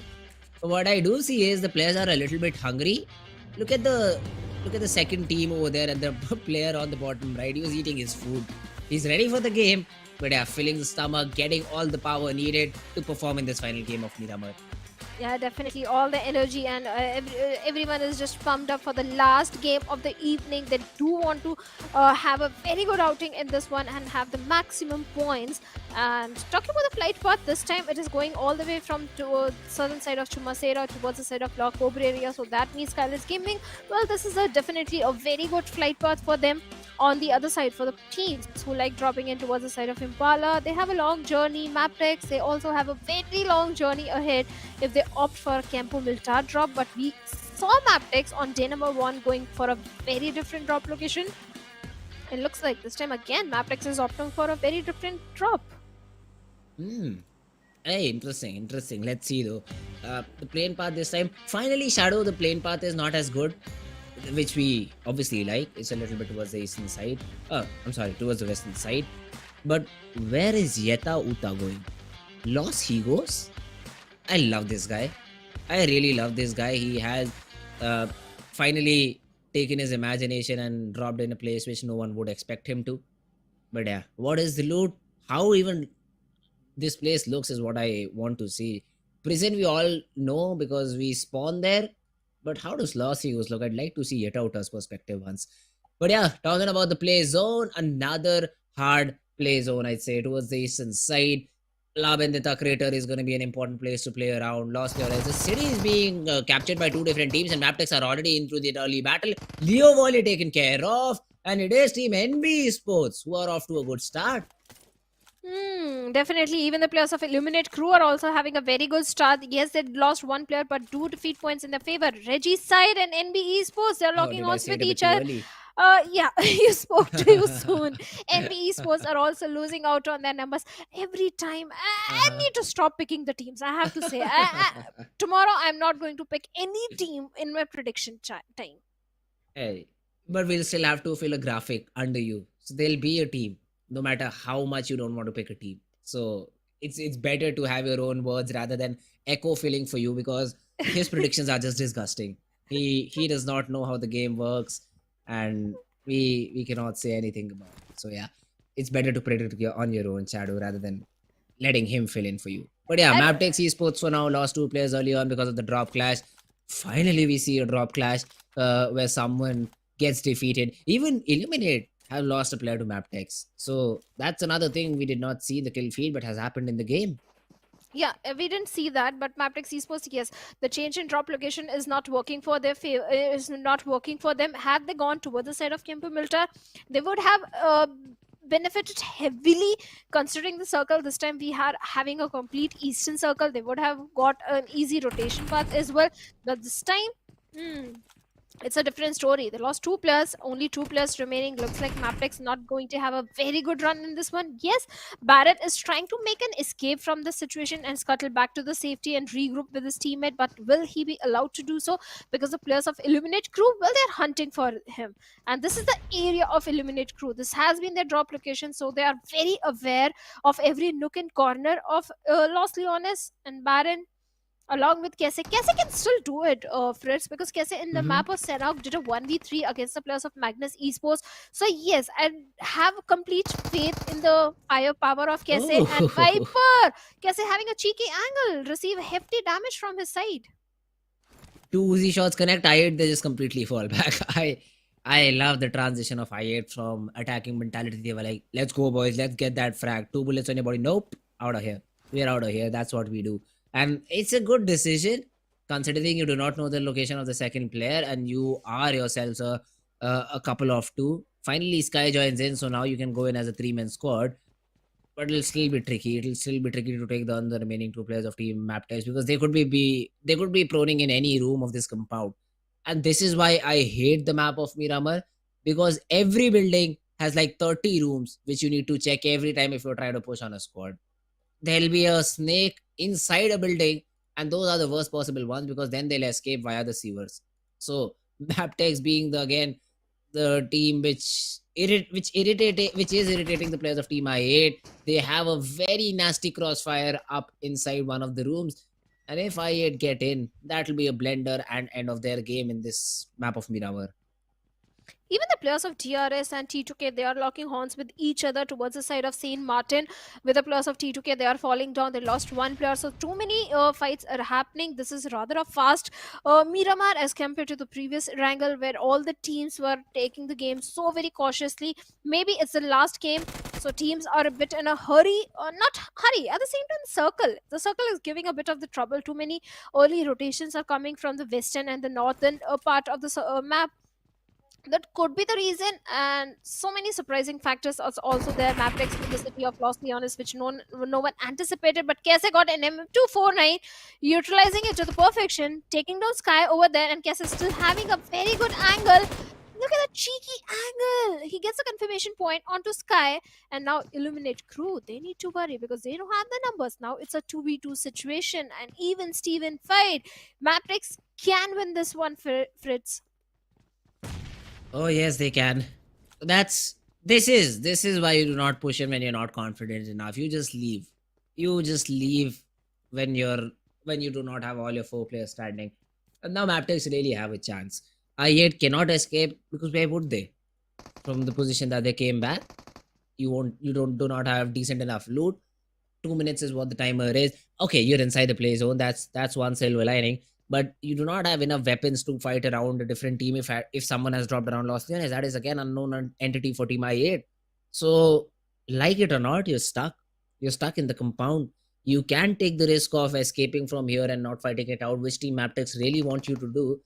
But if you keep pushing, if you keep stalling, essentially MABETEX will be the team coming down, and you won't want the players of MABETEX falling on you because Wolfis and Viper, they're not playing as a team at all.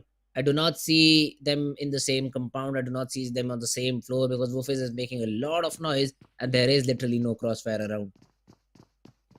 Oh yes, there is no crossfire for now, but I have complete faith in Kese, MABETEX Esports. At the same time, I have faith in Illuminate crew. So anything can happen. This can go either ways. But NB Esports, Regicide, T2K, Illuminate, MABETEX Esports are the team who suffered initial casualties in the very first circle. Yes, no team elimination so far yet, but teams have lost onto the crucial players, crucial numbers, which is not going to help them in the later stages of the circle. In the final circle, is going to bite them in the back when they don't have the numbers advantage, when they don't have enough players in their hands, especially in the map of Miramar where you need to have the 360 visual. It's an open field. This is one of those maps where you need the numbers at any cost, but it's kind of a stalemate situation in the map. Everyone is just busy grabbing those resources, and as one of our co-casters likes to call it, it's a podcast moment. Blotter likes to say it's a podcast moment. Nothing really is happening in the map, so we can have a little bit of podcast.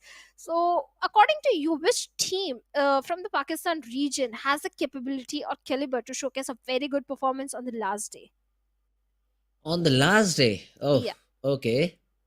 Interesting question, because see, we all know the answer could be Team I8, Aegon X I8, since they've been playing very consistently in their own region, not here, in their own region. But I'd go with 3X because 3X, they got a chicken the previous time around.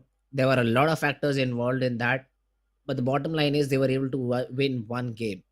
And sometimes that is the only thing you need to bounce back in the whole tournament. So if you ask me one team from Pakistan region would change everything, I'd go with Team 3X Esports. Since they've done it once, they could do it multiple different times. Quite an optimistic one. But I want to draw your attention towards the map, Fritz. Look at Mhm. NB Esports' position. I'm not the one jinxing the team. They're in the blue. It's not my fault if they're going for the late rotation. They're not micromanaging their resources. Every time they say it's a caster's curse. No, it's not the caster's curse. It's the IGL, it's the team's decision which comes and bite them in the back. NB Esports, they should be prioritizing this rotation at this point, and finally they are doing so. They heard me. Finally, they are listening to our prayers. And NB Esports, please prove this thing wrong. There is no such thing as caster's curse. Get a chicken dinner for themselves. Get a chicken dinner for yourself. Oh, all right, all right. Let's see if that happens or not. Because, as you said, struggling with the zone, already lost a player, and once even they're out of the blue, they'll have to rotate. I think more 1,000 meters more to get inside the next zone. Quantum Rage, meanwhile, they've been able to take care of Delta. Where was he? Is my question first of all, and why was he alone? But I think he took Gyante with him, and now Gyante is just escaping. Just seeing him fall down. But yeah, man, how do you justify this if your team DRS? You lose a player for free. You went to get information, but not to get a player completely out of the server. But Raw officials, they are getting out of the server, and one player has already been eliminated from the side of Raw as well. Even Raw, they used to perform really good in the map of Miramar first in the SA finals. Every time when they dropped in the Miramar, they used to have a very high fragging game. But this time that is completely missing. Yes, on day number 3, they are showing some signs of resilience. The way they are picking the fights, the rotations, the way they are picking those rotations. But this time they need to be a bit careful. Yes, they were trying to head over to the city of Impala, where the players of Eganix I8 are placed perfectly.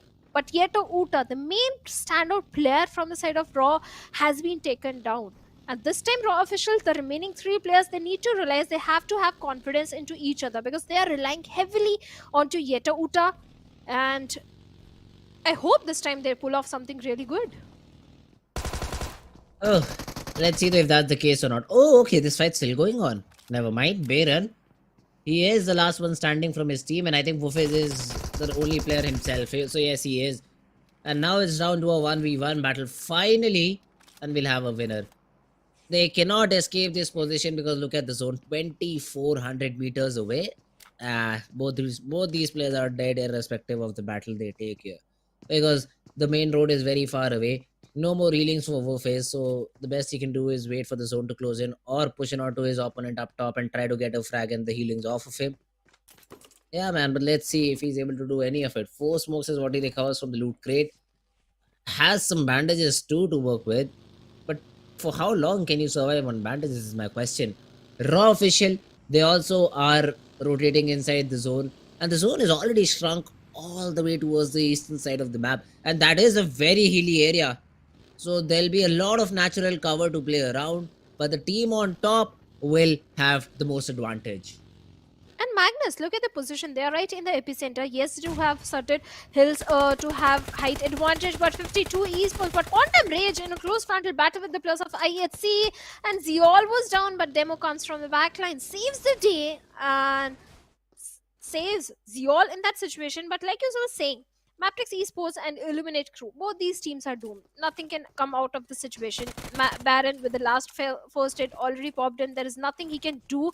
Woofy is also not having any healings. He can hope to get one elimination point, but that also has been denied as Baron gets one, and that Illuminate Crew has been eliminated. But at the same time, MABETEX, I don't think that can do move inside the circle. But what just happened? Magnus Esports, they were looking so very good. But 52 Esports, they're trying, they got one confirmation point onto Higmas over there.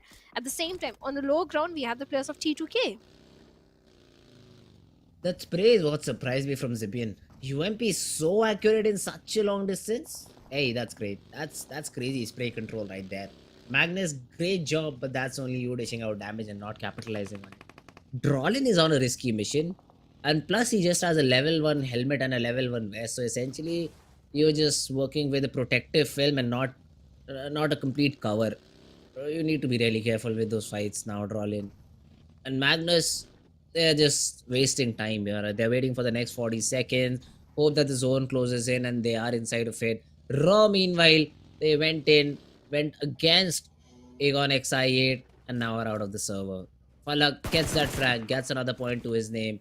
And yeah, that's about it. Not a lot of fights happening around. Yes, we have teams exchanging some shots, exchanging some knocks, but that is them just focusing on damaging your opponent's helmet and vest, letting them use a lot of healings early in the round so that they have nothing left for the final few zones. Yeah, micromanagement of the resources is also very crucial. You can try and deplete the resources of your opponent, and that is going to come and bite them in the back in the later circles. And T2K, well, they are surviving with only one player, that is Jane. Can't do pretty much, can play the survival game, but IHC, well, they are in the crosshairs of the plus of DRS, and Gyante with those mini shots. Well, he has taken out heavy HP out of Godless, but IHC with those buggies trying to move inside the circle, but NB Esports can be that ugly thorn for them. And I'm worried about NB Esports now. Oh, IHC. They get tagged quite a bit. But yeah, as you said, Akaza boy is all alone. I think in that compound, there's no one to help him out. The molly, it'll connect. It should give Zol a little bit of a damage. A follow-up molly in another room. So basically, Akaza boy is just dead. And yes, Zol's molly will do the job. And NB Esports, they are on the verge of elimination here. I didn't curse the team. Look at the split that is coming in. Mondo Boy is somewhere on the northern front. Akaza was somewhere on the western front. I didn't jinx. It was the decision making of the players of NV Esports. It was not the circumstances which were created, which forced the players to go for the split. No, not at all. But talking about the players of DRS, yes, they are in a good position. They are aware about the position of the players of IHC. And IHC, talking about this team as well, they are left with only 2 players. It's not like they have the numbers advantage. So yeah, IHC is not looking super strong, I will say. On the other side, 7th Element, 52 Esports, they're also showcasing a strong comeback in this one. Yes, 7th Element can try and have that dominant control from the northern front because of the rotation that are coming from the northern side. They have all the 4 players alive. But this can be the game fritz for the players of 4MV, because look at the position. They're coming from the south side, and the only team present on the south front are the players of 52, which don't have the numbers advantage, and the players of Ignix I8. So yes, 4MV can also potentially look for the south control and try and get the chicken dinner for themselves, and maybe your second prediction can come true. Let's see. Let's not jump to conclusions here because it's a long way. The game is still a long way from finishing, and it is a stage 4. Plus, this time around, look at the change we see Shadow. Last game, 4th zone, we had 60 players alive. This time around, only 34 remain. And even though the map is bigger this time around, the zone is where everything fell apart for most of the teams. They were rotating. Some of them died in the drop clashes, and a lot went wrong in the map of Miramar for all the teams that have been eliminated. MABETEX, I8, Regicide, Quantum Race, Raw Officials. A lot went wrong. So now let's see the remainder of the teams. Basically, it is a fight between all the teams which have either 3 or 4 players standing. IHC, NB Esports, T2K. The best they can do is just stay alive, play for position, not entirely fights. And IHC, being one of the teams who are on the edge of the zone, might just get eliminated if the zone does not favor them. So that's another silver lining that team IHC will have to work with. DRS, they already have them in their crosshairs, and as soon as they try to vacate their compound, as soon as they try to use their vehicles for a rotation, they'll be picked off one by one. But what do you think is happening wrong with the players of SKYLIGHTZ Gaming? Because SKYLIGHTZ at one point in the SA final, they got the maximum chicken dinners for themselves, and in the map of Miramar, they used to perform really good. But this time, SKYLIGHTZ, they are suffering. Yes, in this very game, they have the numbers, they have all the 4 players alive, but we haven't witnessed a single good game. Okay, one good game was there from the side of SKYLIGHTZ game, but other than that, I don't think SKYLIGHTZ Gaming have been performing up to our expectations. No, that they haven't. As I said, SKYLIGHTZ only performed in one game. That too, not brilliantly. They just had a good performance, I'd say. 7-8 points on that map of Sanhok. And after that, it has been hit or miss. They go in for the early fights. They lose a player here and there. And even though they get 3-4 frags, but they're eliminated early on. So this time around, they have all their players standing, which is a good sign. But where are they on the mini-map is what I'm interested to see in. And this is what I was talking about. IHC on the edge. They will try to throw some smokes, use the vehicle to rotate, but they will be pincered down upon by the players of DRS Gaming. Rules, making sure that he does not get backstabbed, is throwing the smoke, and once he does, he just jump on top of that ridge, take some shots. IHC using the monster truck, trying to rotate. The health, I think so, will be a concern for the players of IHC. But they somehow have gotten to the edge. Now let's see if they're able to take down at least one player without being eliminated or not. They can. Rolls is having a perfect spot, but he doesn't have the information where exactly the players of IHC are. After lobbing one grenade, Rolls is not trying to be overcommit into the fight. Yes, the knock has been delivered onto T24 OP, but at the same time, the revival has been made. So, a waste of grenade. At the same time, DRS. Seventh element, IHC, three teams trying to have that Western control in their favor. Let's see what's going to happen where DRS and IHC, they're not having the numbers advantage. It is with the players of 7th element. And 7th element, yes, they do have good resources, decent resources, I'll say, not good resources, but that MK14 from the side of SKYLIGHTZ Gaming definitely is lobbing fear in the hearts of 7th element. So definitely they are not trying to push on to the players of SKYLIGHTZ Gaming for now.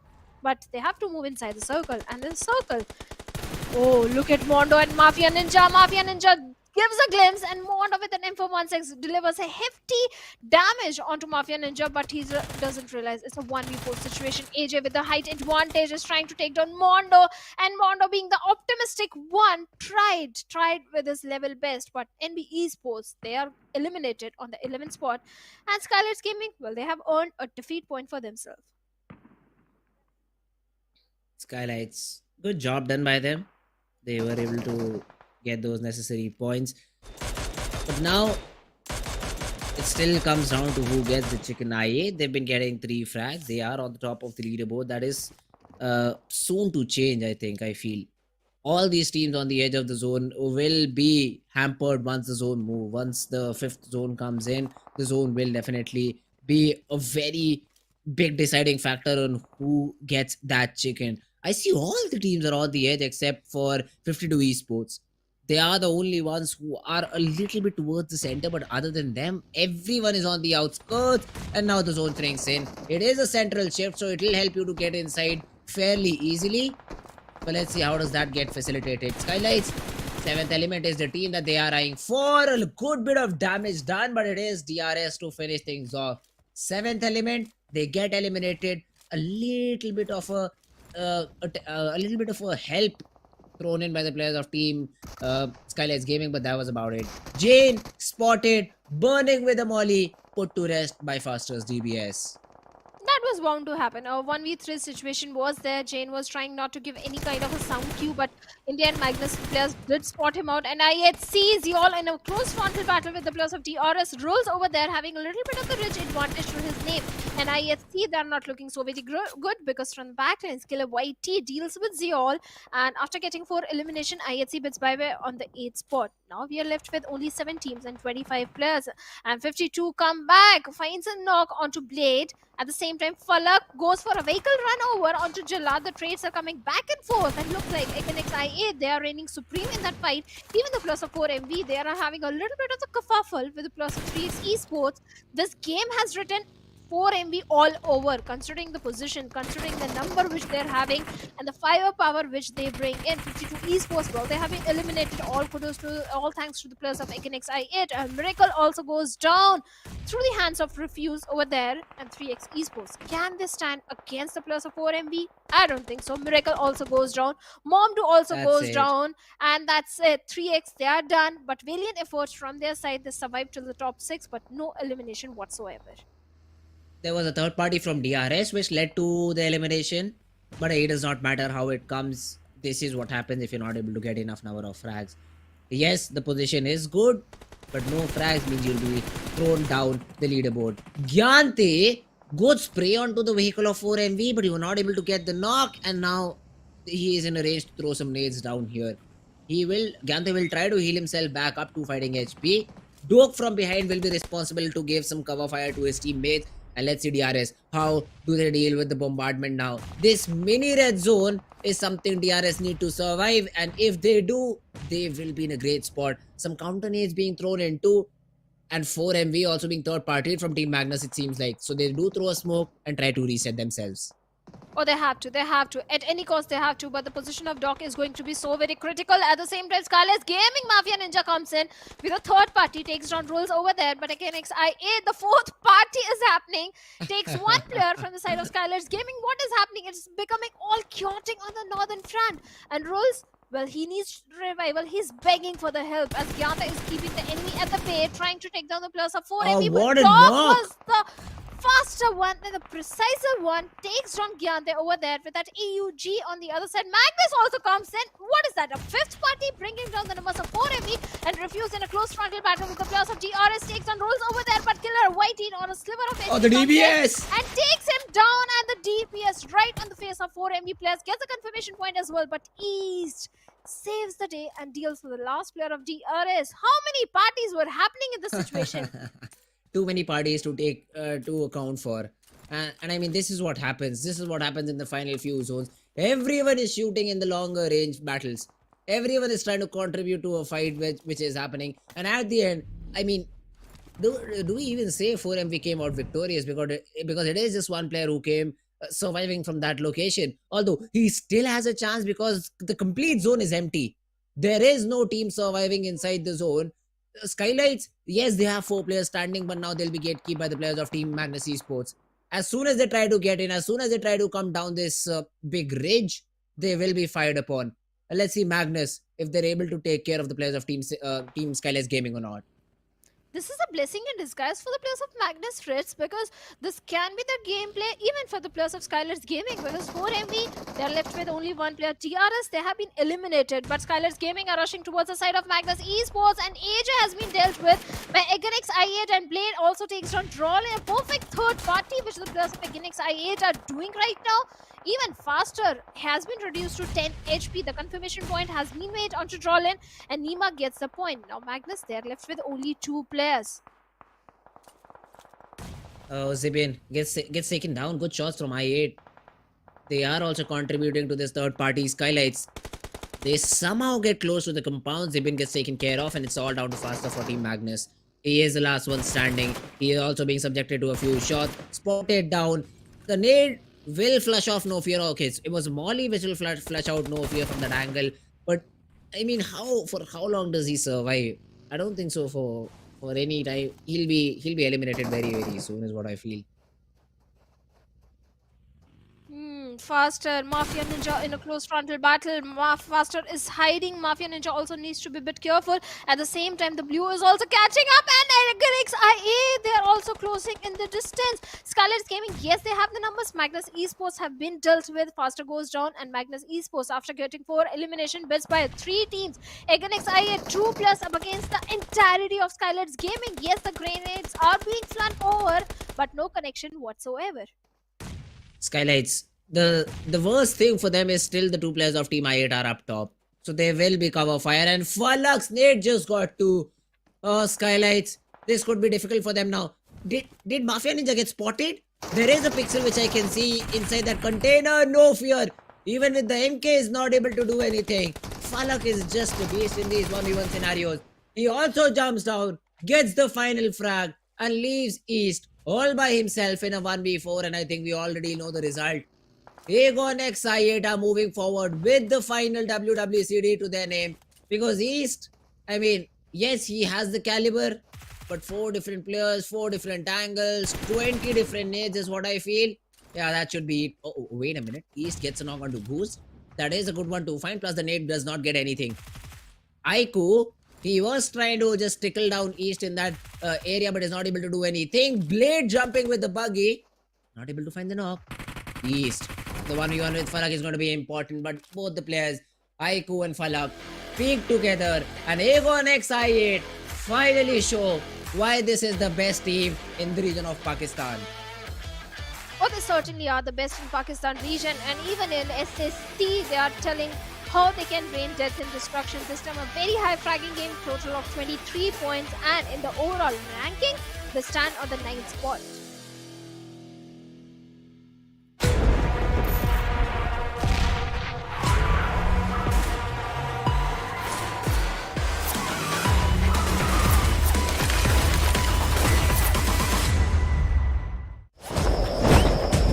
सरकार, कुछ दोस्त आपके लिए gift लाए हैं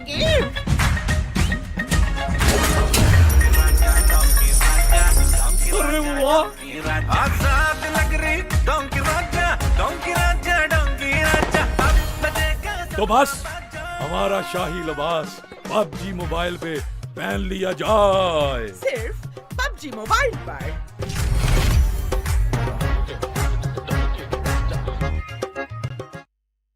At least better है उससे. And you guys are watching PMPL South Asia Championship 2023, and the Pakistan region, finally they are back, Fritz. First 3x gets a chicken dinner for themselves, and now again XI8 looks like the Pakistan domination finally there on day number 3. Oh, it looks like that. I mean, they played the perfect PUBG Mobile over here. They played the perfect match. All their pushes were very well coordinated. Every time they went in, they were confident. They had the backup, they had the utility, and everything was just raining perfectly. I mean, yeah, Shadow, I do agree. The trailer is kind of cool. The ad over there where the donkey comes in and calls, is it a donkey or a horse? I'm yet to figure it out. But I also do like the trailer. Oh, I just love it. I love the trailer. I was just talking about it before we came live. Yes, it's quite an impressive one. But finally, again, XI8 on day number 1, they got a chicken dinner for themselves. On day number 3, in the last game, they get a chicken dinner. And guess they are in the safe spot so that they can experiment few things. On day number 4, they already have built enough cushion. I think they are definitely qualifying for the finals. Oh, yeah. I mean, it shouldn't be that hard now. Yes, as you said, top 16 is what you are aiming for. It should be fairly easy, fairly simple for you to qualify for now. But talking about the player which made the most impact in the game, the MVP of the game, let's have a look at him. It is going to be the player from DRS, Killer Whitey, finally standing true to his name, got 7 eliminations. Yeah, I mean, he does not believe in number of assists. Got 7 knocks too, 6 knocks too, except for the elimination. So that for DRS is a great thing to achieve. Oh, definitely. DRS, they were looking very strong up until so many third parties, fourth parties were happening in this situation, and blame the players of Again XIA. They were finding trades here and there. Even Clear Whitey was so very impressive. 7 elimination, 980 damage. He was the absolute demon in the map of Miramar. And DRS, yes, they tend to fare off really well in Sanhok as well as Miramar. But the players we need to focus along with Killer Whitey are going to be from the side of Again XI8. In fact, all the 3 players from the side of Again XI8. Oh, that's quite a number from Megon XI8, and why not? They got good number of frags, 13 overall, and that is exactly what there was. And the last they did not get any frags because I think I8 overall in the whole server were able to get 13. We'll have to confirm that once the match standings come in. But yeah, good performance from DRS too. 10 frags between Killer and Rules. That definitely sounds like a good game in my books. 10 elimination points. I think their teammates also might have 1 or 2 between them, and they'll have 6 points maybe, or maybe 4, depending on the position that they get. So yeah, I mean, decent game for DRS. This should also help them climb the ranked leaderboard a little bit. But definitely this is going to help DRS climb a little bit more. But yes, this is not the time where the players of DRS might be showing too many strats, because hey, they want to be the champions, and finals is where it matters the most. That is where the majority of the prize money is. At the same time, qualification for PUBG Mobile World Invitational, that is also at the stake. But in the match summary, it's all about the Ignix I8 and DRS, where Killer YT is getting the highest elimination and highest damage. The highest assist and highest healings done are from the same lad, that is Falak from Eganix I8. So yeah, this game was entirely about DRS and Eganix I8. Even the players of SKYLIGHTZ Gaming, at one point they were looking so very promising. They had all the numbers up until the players of Eganix I8 showed up, and they did a 2v4 in that situation. Oh, but yes guys, that is the final game. That was the final game of the day. And now let's have a look at how many points did each of these teams get. So a total of 23 points for I8. That Aegon X I8, my bad. That is a big number. DRS on the other hand were placed quite below, but because they had 10 eliminations, 13 points overall, and they are positioned on the second spot. 4MV, a good recovery from them, 12 points. SKYLIGHTZ Gaming get 9, Magnus get 8, and the rest are on your screen. Good job done by the teams who were trailing a bit in today's games. Finally they show up. Yes, this is the last game of the day, and they won't be able to continue that positive momentum onwards, but they still have another day and 4 games left to prove their mettle and at least try to qualify in top 16. Oh, yes, we have one more day and only 5 games, but each team gets only 4 games. So, for every team, there are only 4 games remaining where they want to qualify in the top 16. Few teams are already having a huge buffer, like Stalwart Esports sitting on the top with 120 points. 4MV, they're slowly catching up, and maybe tomorrow we can see 4MV trying to dethrone Stalwart's on the top spot. Oh, that's correct. And now it seems again like a South Asian battle. This is what I saw when I first joined PMPL South Asia. 4MV and Stalwart fighting it out for the top. At that point of time, the lead was just too great after the two teams. But here, MABETEX, they still have a chance. Leo, they still have a chance. Highvoltage, they do still have a chance to dethrone the players of Team Stalwart Esports and 4MV. But the main masala, the main magic is on page number 2. We are 52 esports, SKYLIGHTZ Gaming, Regicide, Tough. These are the 4 teams which have to perform tomorrow or they will bid adieu to the season. Even I think the players of Quantum Rage, Raw Official, 7th Element, they are in the danger area. I'll take the liberty to say even the players of 3x Esports are also in the danger area. One chicken dinner from the side of any of the team who are on the bottom and they can propel themselves and come in top 16. So yes, all these teams on the second page, barring the players of Illuminate Crew and Magnus Esports, they have to make sure they deliver a good consistency on the remaining 4 games, because it's only 4 games. You don't have enough buffer, you don't have enough games in your hands to mess up in a single game and try and recover on the remaining 3. So yes, the pressure is definitely mounting on all these bottom teams. It will be difficult for all of them to perform under such high pressure, but then again they have to remember they just need one spot. They just need to push one of these teams down and get themselves a spot in top 16 teams. Again, the gap is not that great. One chicken is what they need to confirm their spot in the grand finals. But will it come? Will it come? That is the main question that we have for all of these teams. And it'll be a great day. It'll be an important day tomorrow for all of these teams to perform. And now I'd say that I feel confident the team Regicide could be one of the teams. I don't know why, it is just a gut feeling. The team Regicide might be one of the teams that perform tomorrow and are able to book a slot for themselves in the top 16. Oh, they should, because of the performance which they delivered in the own region in the PMPL Pakistan. They came on the second spot, having the highest elimination points. So yes, big things are expected from the side of Regicide. Their fans are definitely expecting them to qualify for the finals. Not just qualify, at the same time deliver a very dominating performance. So yes, Regicide can be those team. At the same time, Raw Officials, they also tend to thrive under the pressure. But looking at the elimination leaders, well, Apex is leading with 29 elimination and Killer YT with 25 of his own.